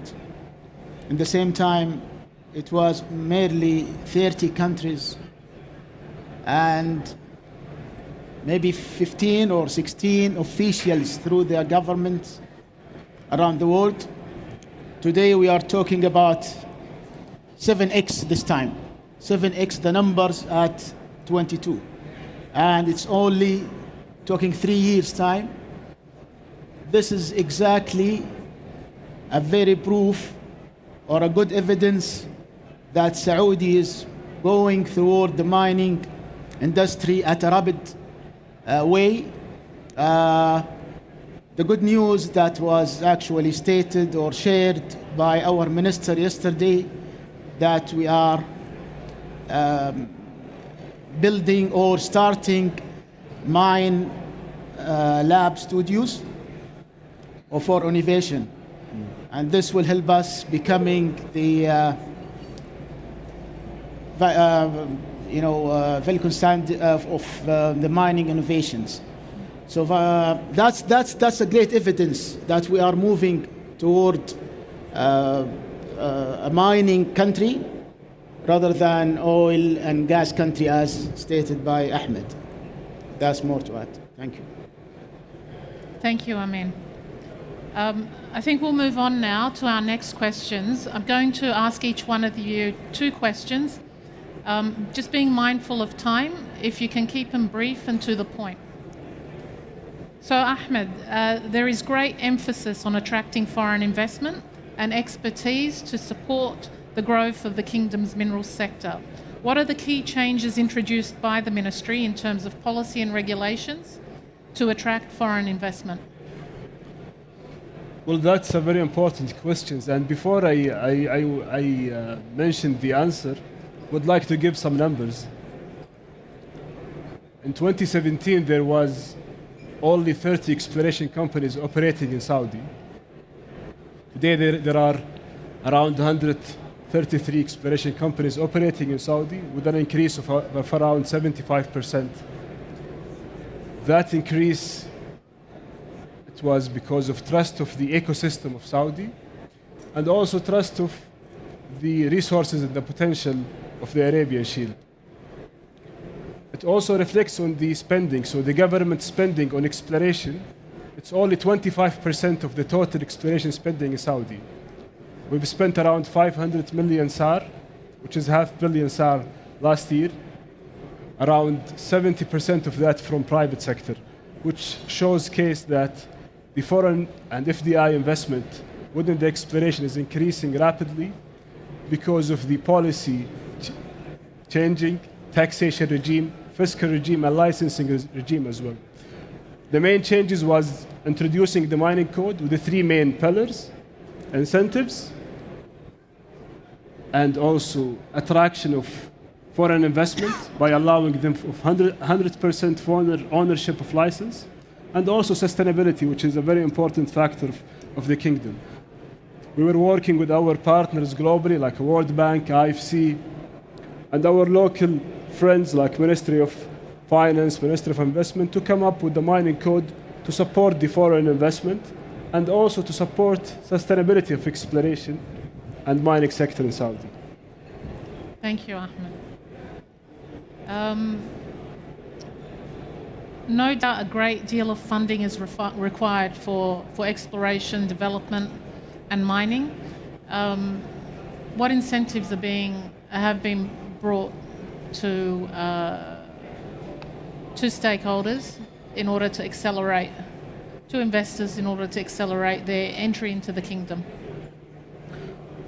Well, capital is a global issue, not only in Saudi, and mining, as you know, requires large capital. And if you go to the financial institution today, you mention mining, they would say either it's cryptocurrencies, bitcoins, or they would say, I don't know what's mining, or they would say, I won't be waiting for 10 years to get return of investments. That's why the government of Saudi Arabia takes the initiative of adding incentives, grants incentives, up to $2 million per license for exploration companies. That's grants, and that's only the start. We're looking also to add exploration funds and also to accelerate the IPOs of exploration companies within Saudi to support the exploration activity and also to inject the data through the National Geological Database for future discoveries. Clearly, the incentives are beyond competitive with your global with other global players. Thank you, Ahmed. Moving on to questions for you, Raad. Okay. Although more recently there has been greater emphasis on the mining sector, by no means is it a new sector for the kingdom. Back in November, I had the privilege of attending the 25th anniversary of SGS in Jeddah, and it was an amazing event for me for understanding the enormity of SGS and what it has to offer. If without doubt, the SGS is pivotal in driving exploration. What advancements in geological data and technology has SGS introduced to support the market? Thank you, Bernard. Good afternoon and welcome, everyone. The advancement in geological data and technique in SGS is to support the investors and researchers. SGS employed a cutting-edge geophysical techniques like airborne magnetic and gravity. These surveys provide essential contribution to the sector to understand and helping to identify the potential mineral deposits. Also, SGS conducted a extensive geochemical survey analyzing soil and rock sampling to know the elevated concentration of these samples, and this data will pinpoint the mineralization, and you can prioritize your exploration effort. Also, the use of satellite images and other remote sensing techniques. It helped to rapid a mapping of large areas and identifying geological structure and potential mineral deposits. We are also working on high quality geological mapping and maintain comprehensive geological database and provide essential information in exploration and mining activities. Lastly, SGS collaborated with international research company and to access and utilize cutting-edge exploration efforts. Thank you. Thank you. From a transparency perspective, how has SGS improved the availability and transparency of data? Yeah, SGS developed a national geological information database which provide access to a wide range geological data, including reports, geophysical data, geological mapping, and also geochemical data survey. This database is a valuable resource for potential investors and explorers. Also, SGS implemented a clear data release policies, ensuring that relevant geological data is made available to the public timely and transparent manner. Also, SGS established an online platform where investors can access and download geological data and make it easier for exploration studies. Thank you. Thank you, Raad. Amin, in April 2020, the Ministry of Industry and Mineral Resources established ESNAD. Since its launch, ESNAD has devoted all its efforts to enhancing the investment environment and promoting the mining sector by developing services, and integrated digital solutions that support investors, facilitate their businesses and projects, ensure financial and regulatory compliance. Can you please expand on how SNAD support investors? Okay, this is a great question actually, and this is maybe summarize SNAD job. We are actually facilitating the journey of the investors by several things. I can't detail a lot, but I will make it brief. First of all, we are making or establishing the new Ta'deen platform, which is, I would call it the mining platform, which looks actually much easier and more connected now to the SGS, even to the NGD. That will help the investors big time. This is number one. Number two, we are making a lot of efforts to facilitate the licensing journey. So instead of having, let's say, a 1 year to have a license, we are actually targeting very stretched target, like 3 months or less, by having the license for the investors. Sometimes it could take more, depend for the government approvals, because we are not the only approvals or the ministry approval. There are a lot of government entities like environment and so on and so forth. Fourth or third and most important thing, the inspection or making sure that the people compliant is I would say the most important part here, because if we make them compliant with our obligation, that will make their journey easier. That will help them actually to get the exploration license from one stage through other stage through mining license very quickly. So this is in a nutshell, let alone all the communication we are doing to make awareness and make them knowledgeable more about the best practice in mining and exploration. That's in a nutshell. Thank you. And with relation to community impact, how are the mining reforms ensuring a positive social and economic impact for local communities? Environment, health, safety, and social is the most critical part in SNAD. So be as leading with the support from the team, the sustainability part. We put the safety, environment, community all hand in hand.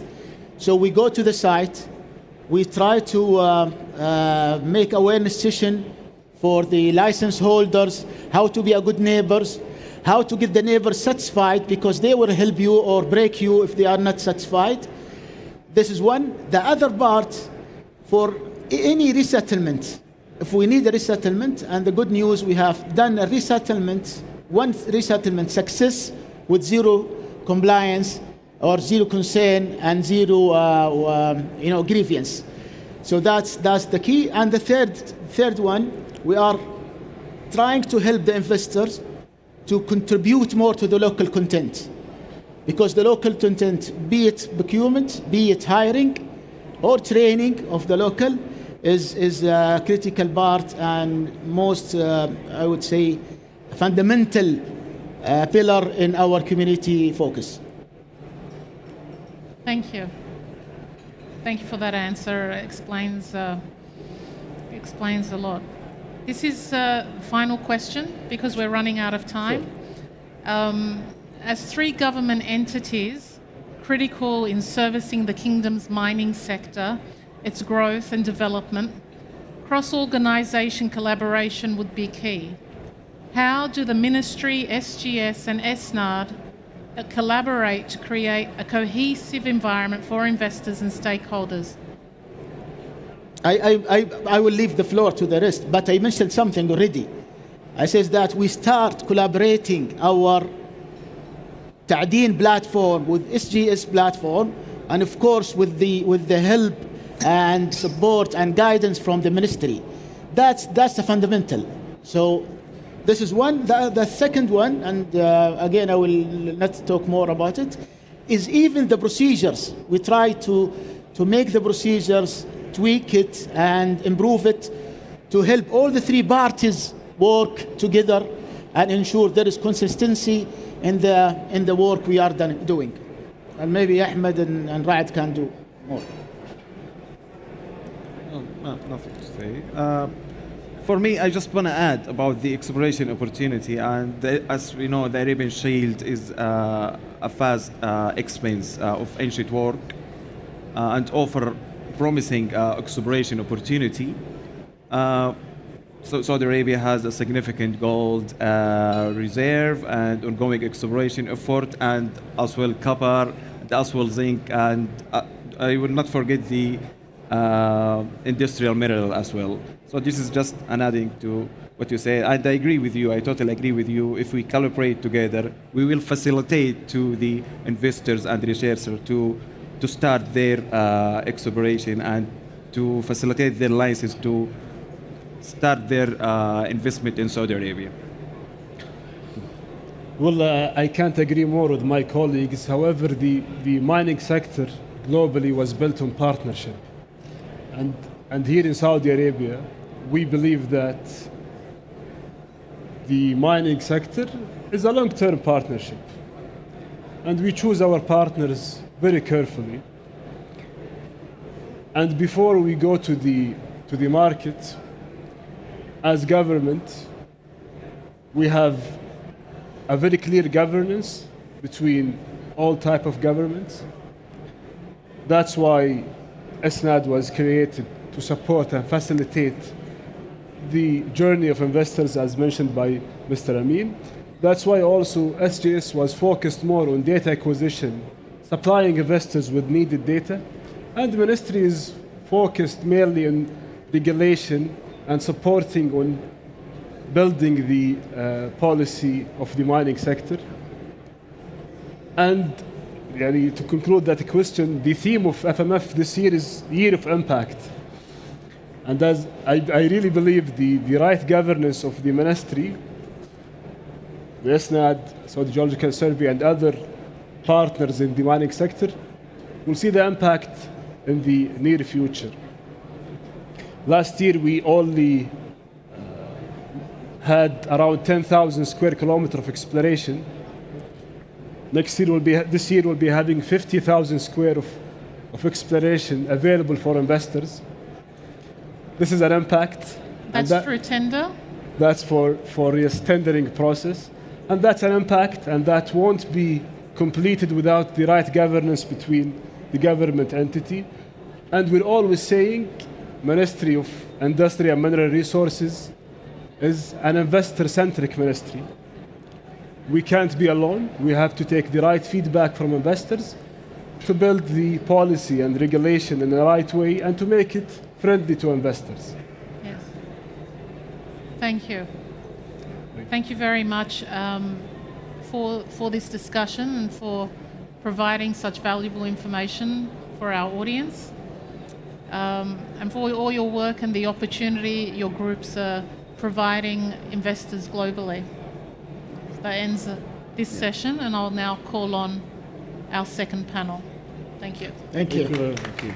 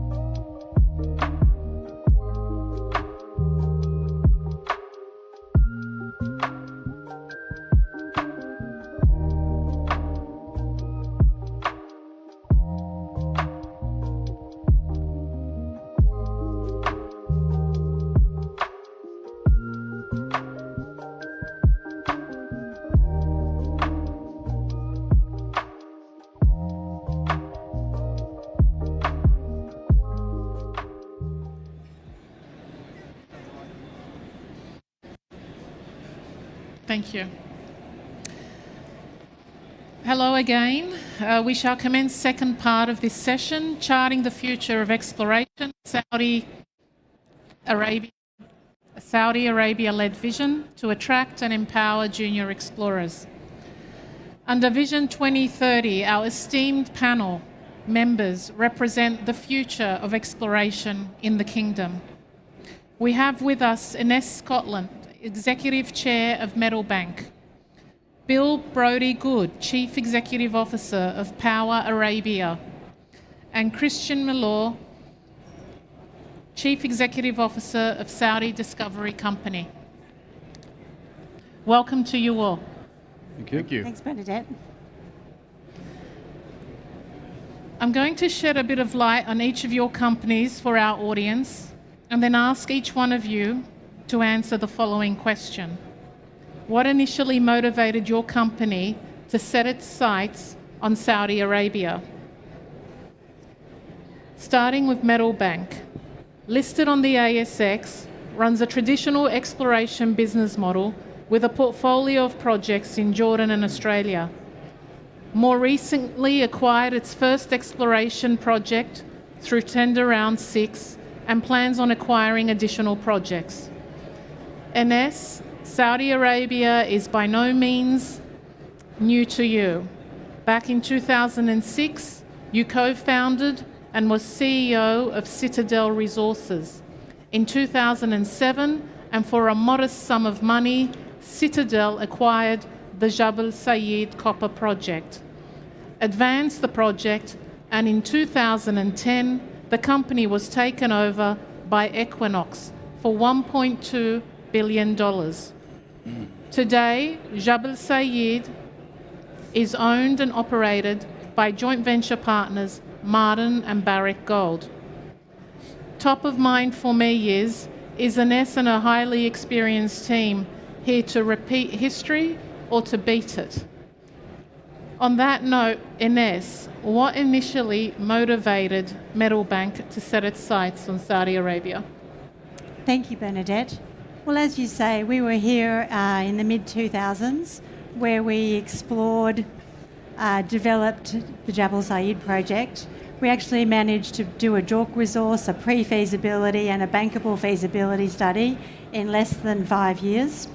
We increased the market capitalisation of our Australian listed company from about 10 million to, as you say, our takeover price was 1.35 billion. And we managed to do that in 5 years. So I can't see any possible reason why we wouldn't want to come back and do that all again. We've had fantastic support from our joint venture partner, who we continue now to joint venture with. Obviously, the ministry has been amazing. The changes in the ministry, the personal touch, the streamlining, the systems, the exploration incentives, I think they're going to be a fantastic thing for the kingdom, not just for junior explorers like ourselves, but to be able to provide better geological information by doing deeper drilling and getting people into the kingdom and thinking about different sort of technologies and mechanisms where we can discover some of these deeper deposits like the IOCGs and porphyries, which really have not yet been discovered in any major way in the kingdom. Thank you. Thank you. Thank you. Moving on to Power Arabia, represents one of several subsidiaries of Power Metal Resources, an AIM-listed company that runs a successful incubation model, taking projects through exploration, development, and crystallization, or as we like to call it in capital markets, liquidity event. Quite like the merchant banking model, with a diverse global portfolio of projects, has been involved in over 17 commodities, 17 jurisdictions, making 8 discoveries. Power Arabia has interests in 2 Saudi projects and is working on growing its portfolio of projects. Bill, you have over 30 years of global exploration experience, including experience in the region. Please share with us Power Metal's motivation to set its sights on Saudi Arabia and establish a new division, that is Power Arabia, which they have tasked you to lead. Well, thanks very much, Bernadette. And I think almost to go back to what Ines just explained, how her success a few years ago is part of the driving force as a junior explorer, because everyone wants to replicate their fantastic success. That you start with a piece of ground that either has never had any work done on it or has some geological signs of great potential, and with accurate and cost-effective exploration, you make a discovery that then becomes a significant new resource for example, here in the kingdom. And linked to that, you have Vision 2030 and beyond, where the country is looking to find its own resources to develop both downstream, but have the raw materials to then be able to develop the industry. Being a geologist myself, as Bernadette mentioned, I had experience of working in Saudi Arabia many years ago, and it was always a region of huge interest as a geologist, highly underexplored in terms of the very rich potential of the mineral belt, the Arabian Shield. And with the recent development, the infrastructure's incredible for moving teams around the country. The security is better to none, really. It's one of the most secure and safe environments to be working in the current world we live in. And the opportunity for the potential for very different commodity discoveries is really one of the few places left really on the planet where we have that opportunity to get on the ground and make some new discoveries. And I should say also, with the support of the government, the Ministry of Industry and Minerals, the growth of the system, the new mining code, all these factors contribute to leading this development and growing our portfolio and being part of something, probably one of the most exciting areas, geographic areas on the planet, in terms of exploration, early stage exploration, to hopefully contribute to the third pillar of the kingdom. Thank you, Bill. Finally, Saudi Discovery Company, a privately held company, and as the name suggests, is focused on the exclusive acquisition and exploration of Saudi Arabian projects. The company was set up by a group of highly successful mining entrepreneurs with significant experience in taking projects from grassroots to mine discoveries. The team also led multiple world-class mining projects from discovery to production. The company owned 4 Saudi exploration projects. Saudi Discovery was the first foreign junior mining company awarded 100% ownership of exploration licenses in Saudi Arabia. The company was awarded 4 exploration licenses in 2024 and is applying for up to 10 licenses through new open ground applications and auctions. Saudi Discovery has ambitions to also potentially list on the Saudi Stock Exchange. Christian, please share with us what initially motivated you to enter the kingdom. Yeah, thanks, Bernadette. And there's probably 3 things that come to mind for me. And one stems back from the last 10 or 20 years. The team that I'm working with, they were working on the other side of the Red Sea in the same geology, had 2 world-class discoveries in Eritrea, and have been salivating at coming to Saudi Arabia and waiting for the broader business environment to open up for mining. And they'd made various visits, and they're just as excited about the geology. And then also, I think about 3 years ago, the founders of our group were here at FMF, and I wasn't here at the time, but they came back and said, you have to come to Saudi Arabia and check out what's happening there. And I just feel the buzz of the growth, the activity in this conference, and I don't think there's a conference like this in the world right now that has such a buzz around it and curiosity of what's going on, and everyone's asking what's happening there. I get calls all day long about it. Should I come? From all different parts of the world. And then the third thing was, just generally, it's widely open for business now for mining. And I tell you, I've worked in so many jurisdictions over the last few decades, and most of them are not open for mining in the way that Saudi Arabia is. It's very difficult. A lot of people don't want mines, they want the metal, and it has to have mining that comes with it. And Saudi Arabia is asking for 10 new mines. Name another country that's asking for 10 new mines. So we're excited. It's a really exciting time to be here. And actually, I'm glad to get to know Ina here. She's got historical experience. Thank you, Christian. Now I'm going to ask you each a question, and the rest can contribute, but I'll direct it at one of you. So to you, Bill, the opportunity in today's mining sector in the kingdom is yet to be fully understood by financial investors. If you were addressing your investors, how would you explain that Saudi is the place to be today? Thanks for the question. And obviously, key for exploration is investment. Exploration is an expensive exercise, but of course the risk is worth the reward on discovery.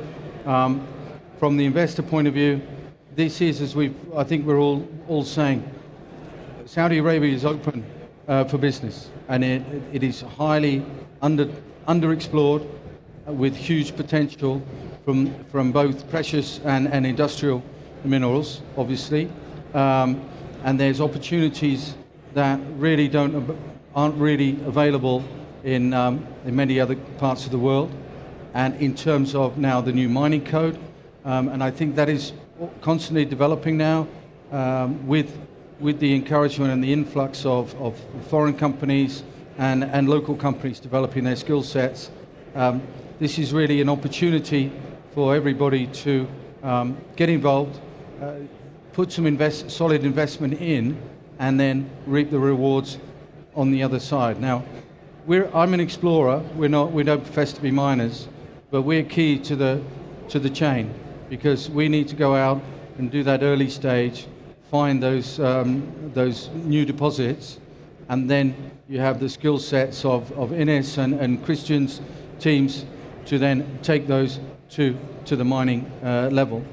But as from our investors, they want us to get out on the ground and doing what we do best, and to obviously start with a blank canvas, and 1 discovery, 2 discoveries is a significant value add.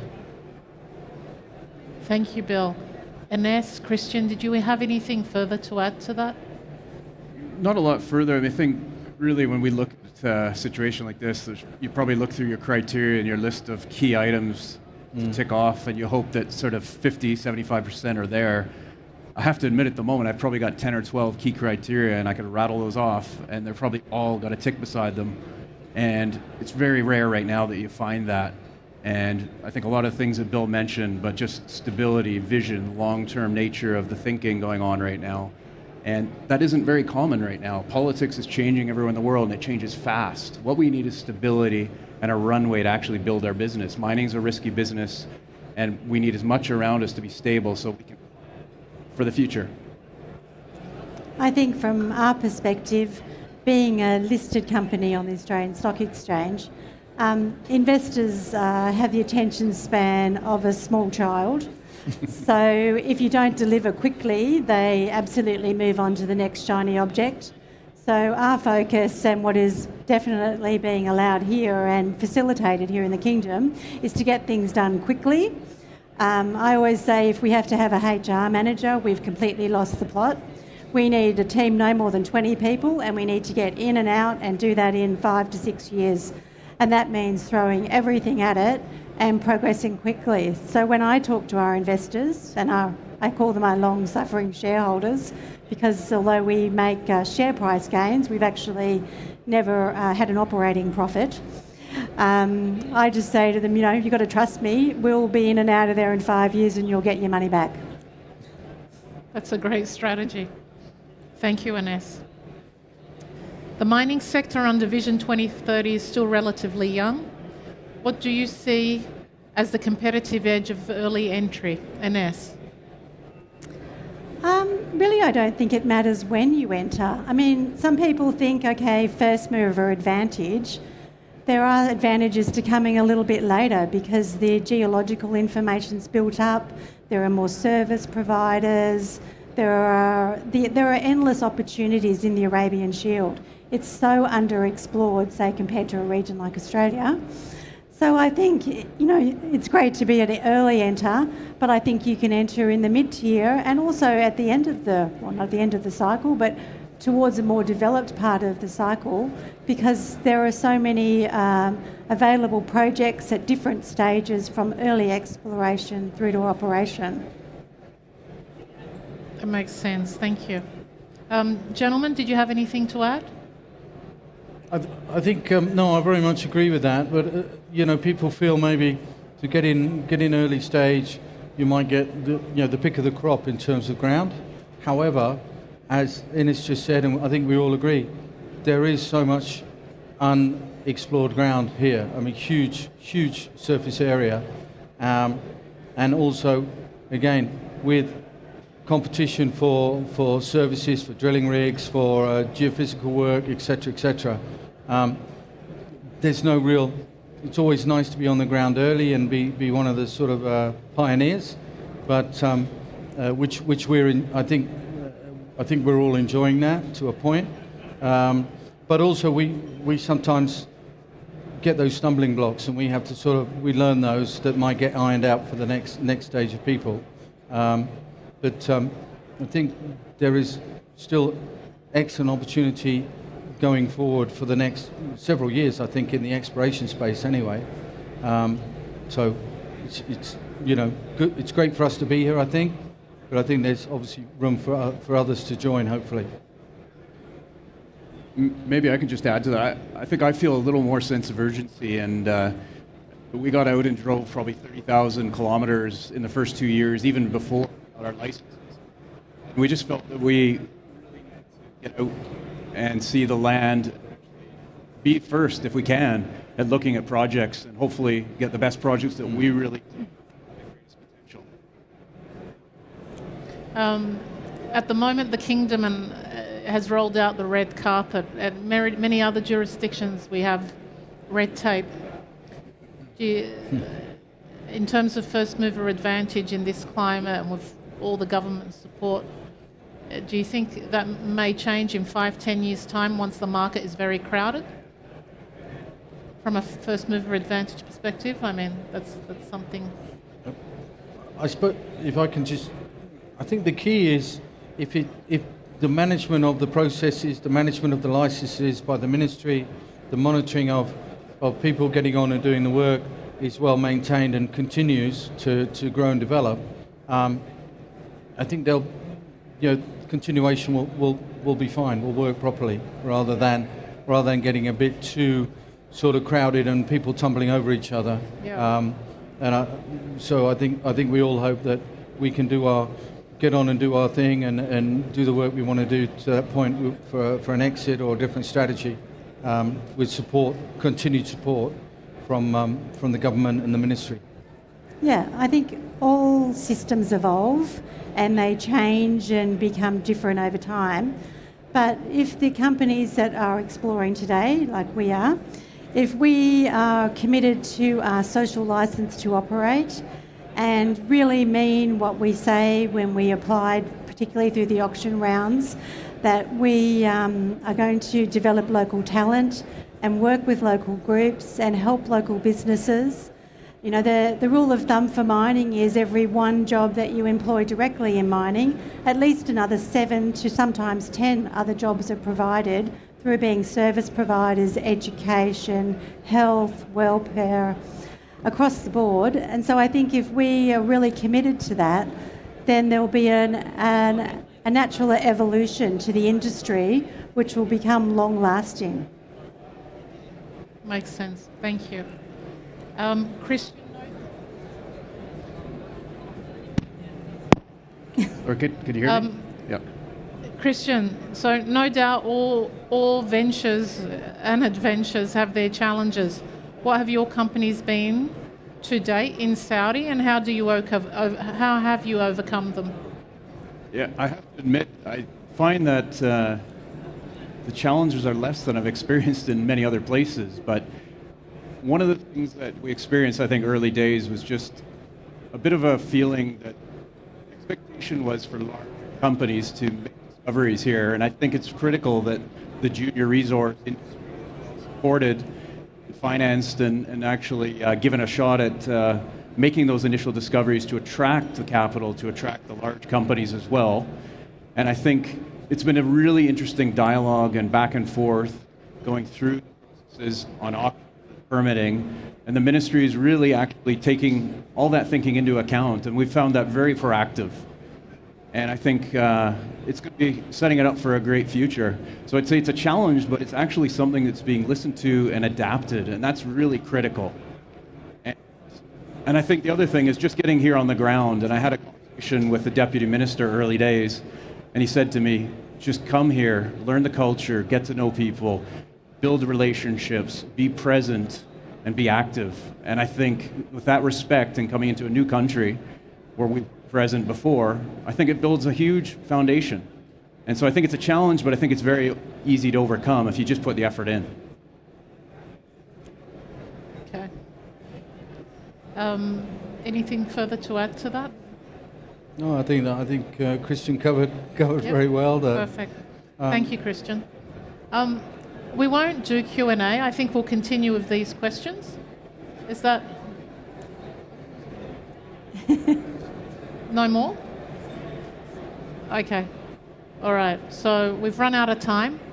I hope this has shed some good light on understanding how companies, explorers entering the kingdom, what their motives are, what their objectives are, and how they have been navigating business in Saudi. So thank you, everyone. Thank you to the panel. Thank you very much. Thanks, Bernadette. Thank you. Thank you.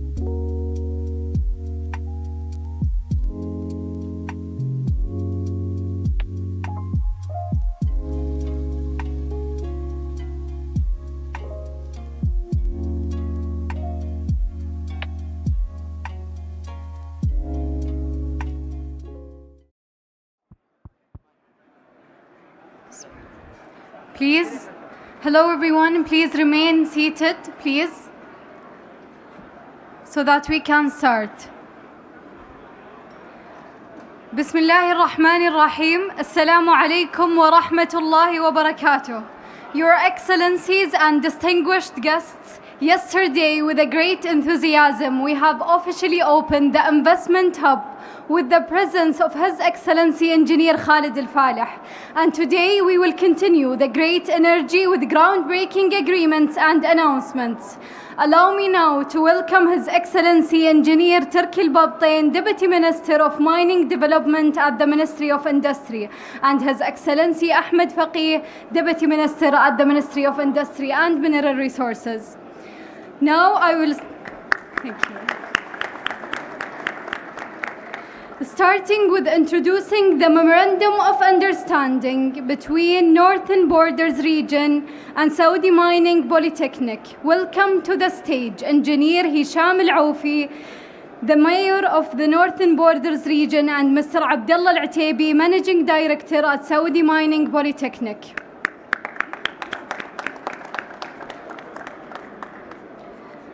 This Memorandum of Understanding on joint cooperation in studies, training and expertise.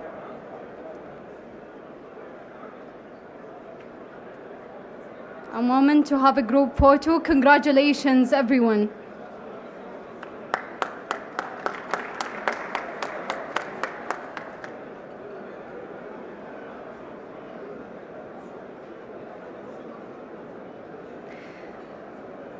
Thank you so much.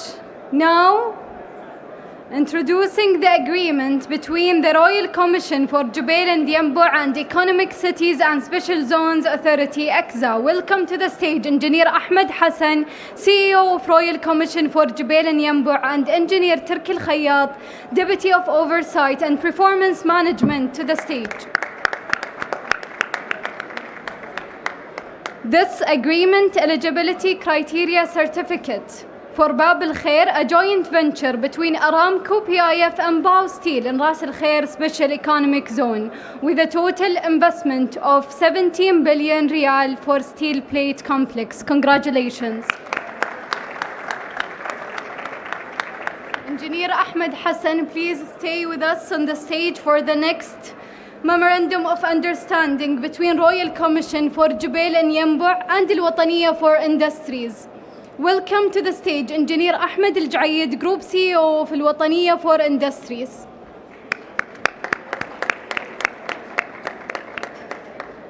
This Memorandum of Understanding to cooperate in establishing a template production plant in Ras Al Khair.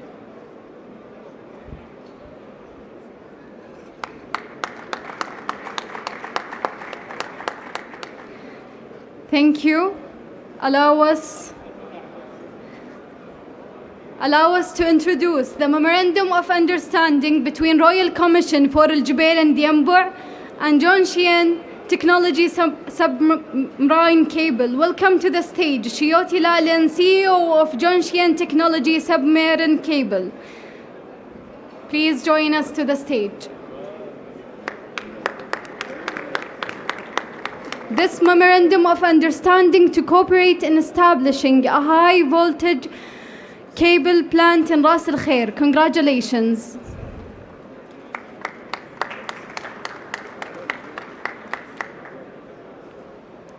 Thank you.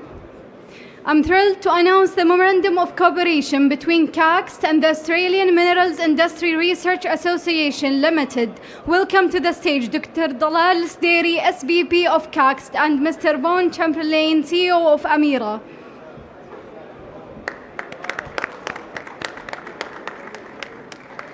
This Memorandum of Cooperation within the framework of the Mineral Innovation Acceleration Park. Congratulations.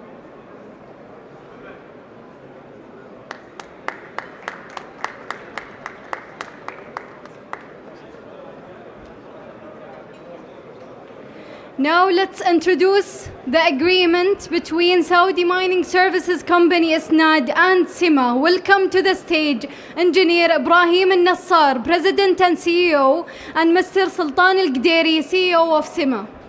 Join us please to the stage.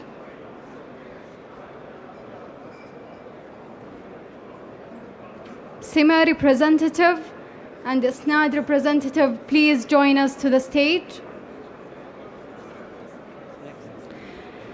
I will move to the next agreement between Advanced Metal Industries Cluster, Toho Titanium Metal Company and Airloy Technologies Limited Company. Welcome Engineer Mu'taz Azzi, GM of AMEC, and Mr. Alouk, Director Technical and Quality.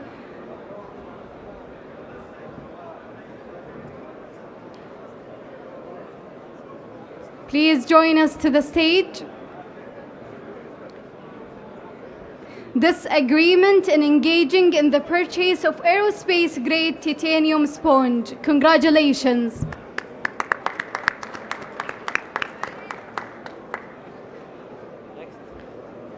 Thank you, Engineer Mu'taz. Please stay with us for the next agreement between Advanced Smelting Industries Company, AMEC, and SADIP, a member of Amainti Group. Welcome to the stage, Mr. Faisal Baradwan, GM of SC Amainit Group of Companies.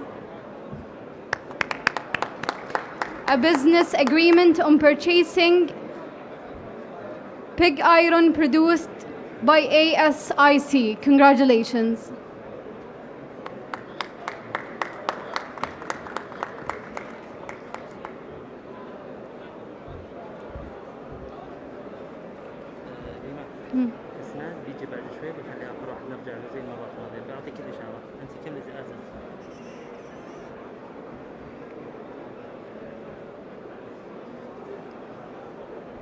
Thank you. Thank you everyone and congratulations again. If you allow me, I will introduce the agreement between Economy Industrial Company and Advanced Smelting Industries Company. Welcome to the stage William Moro, President of Economy Industrial Company, and Dr. Fadi Tarabzoni. Welcome to the stage.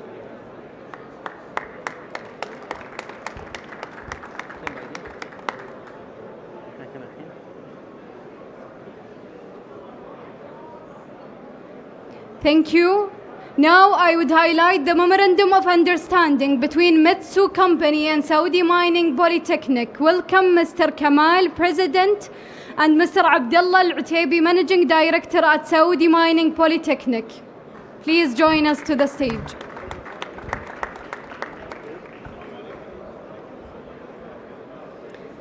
This Memorandum of Understanding on Joint Cooperation in Studies, Training and Expertise Exchange. Congratulations.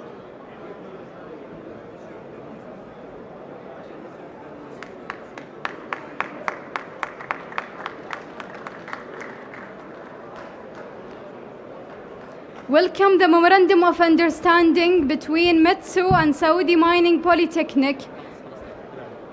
Few more to go, Your Excellencies and esteemed guests. Welcome the agreement between Tahriz and Fleet Space Technologies, joint venture between Tahriz and Fleet Space Technologies Company. Welcome to the stage Mr. Francisco, Managing Director at Tahriz, and Ms. Flavia, Co-founder and CEO of Fleet Space.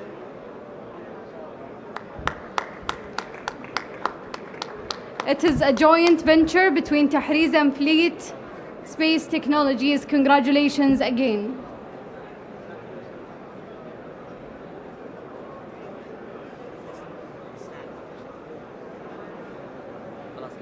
Thank you.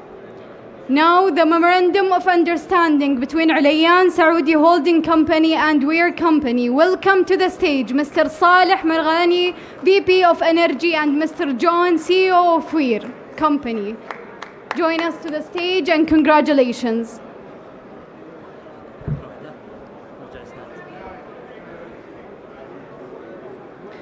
What a great moment, leveraging the Future Minerals Forum platform, announcing this joint venture partnership between Weir and Ulayyan Saudi Holding Company. Congratulations to all parties.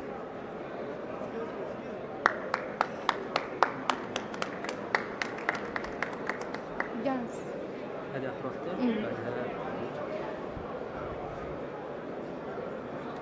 Thank you. Next, the Memorandum of Understanding between PRD, WICO, and Gas Arabian Services. Welcome to all the representatives. Also, we have Mr. Abdullah Al-Ghadibi, CEO of WICO, and Mr. Sirin Pass, Division Manager of Gas Arabian Services. Congratulations.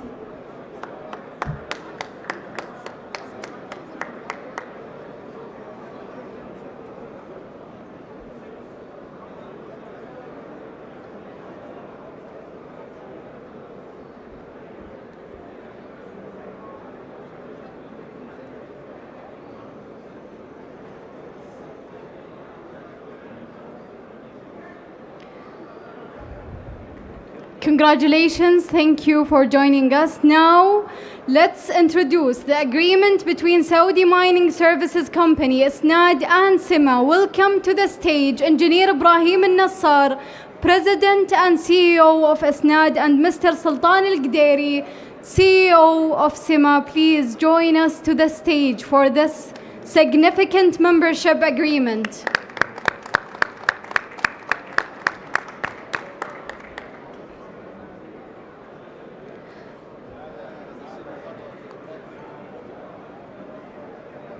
A partnership to enable the mining investors.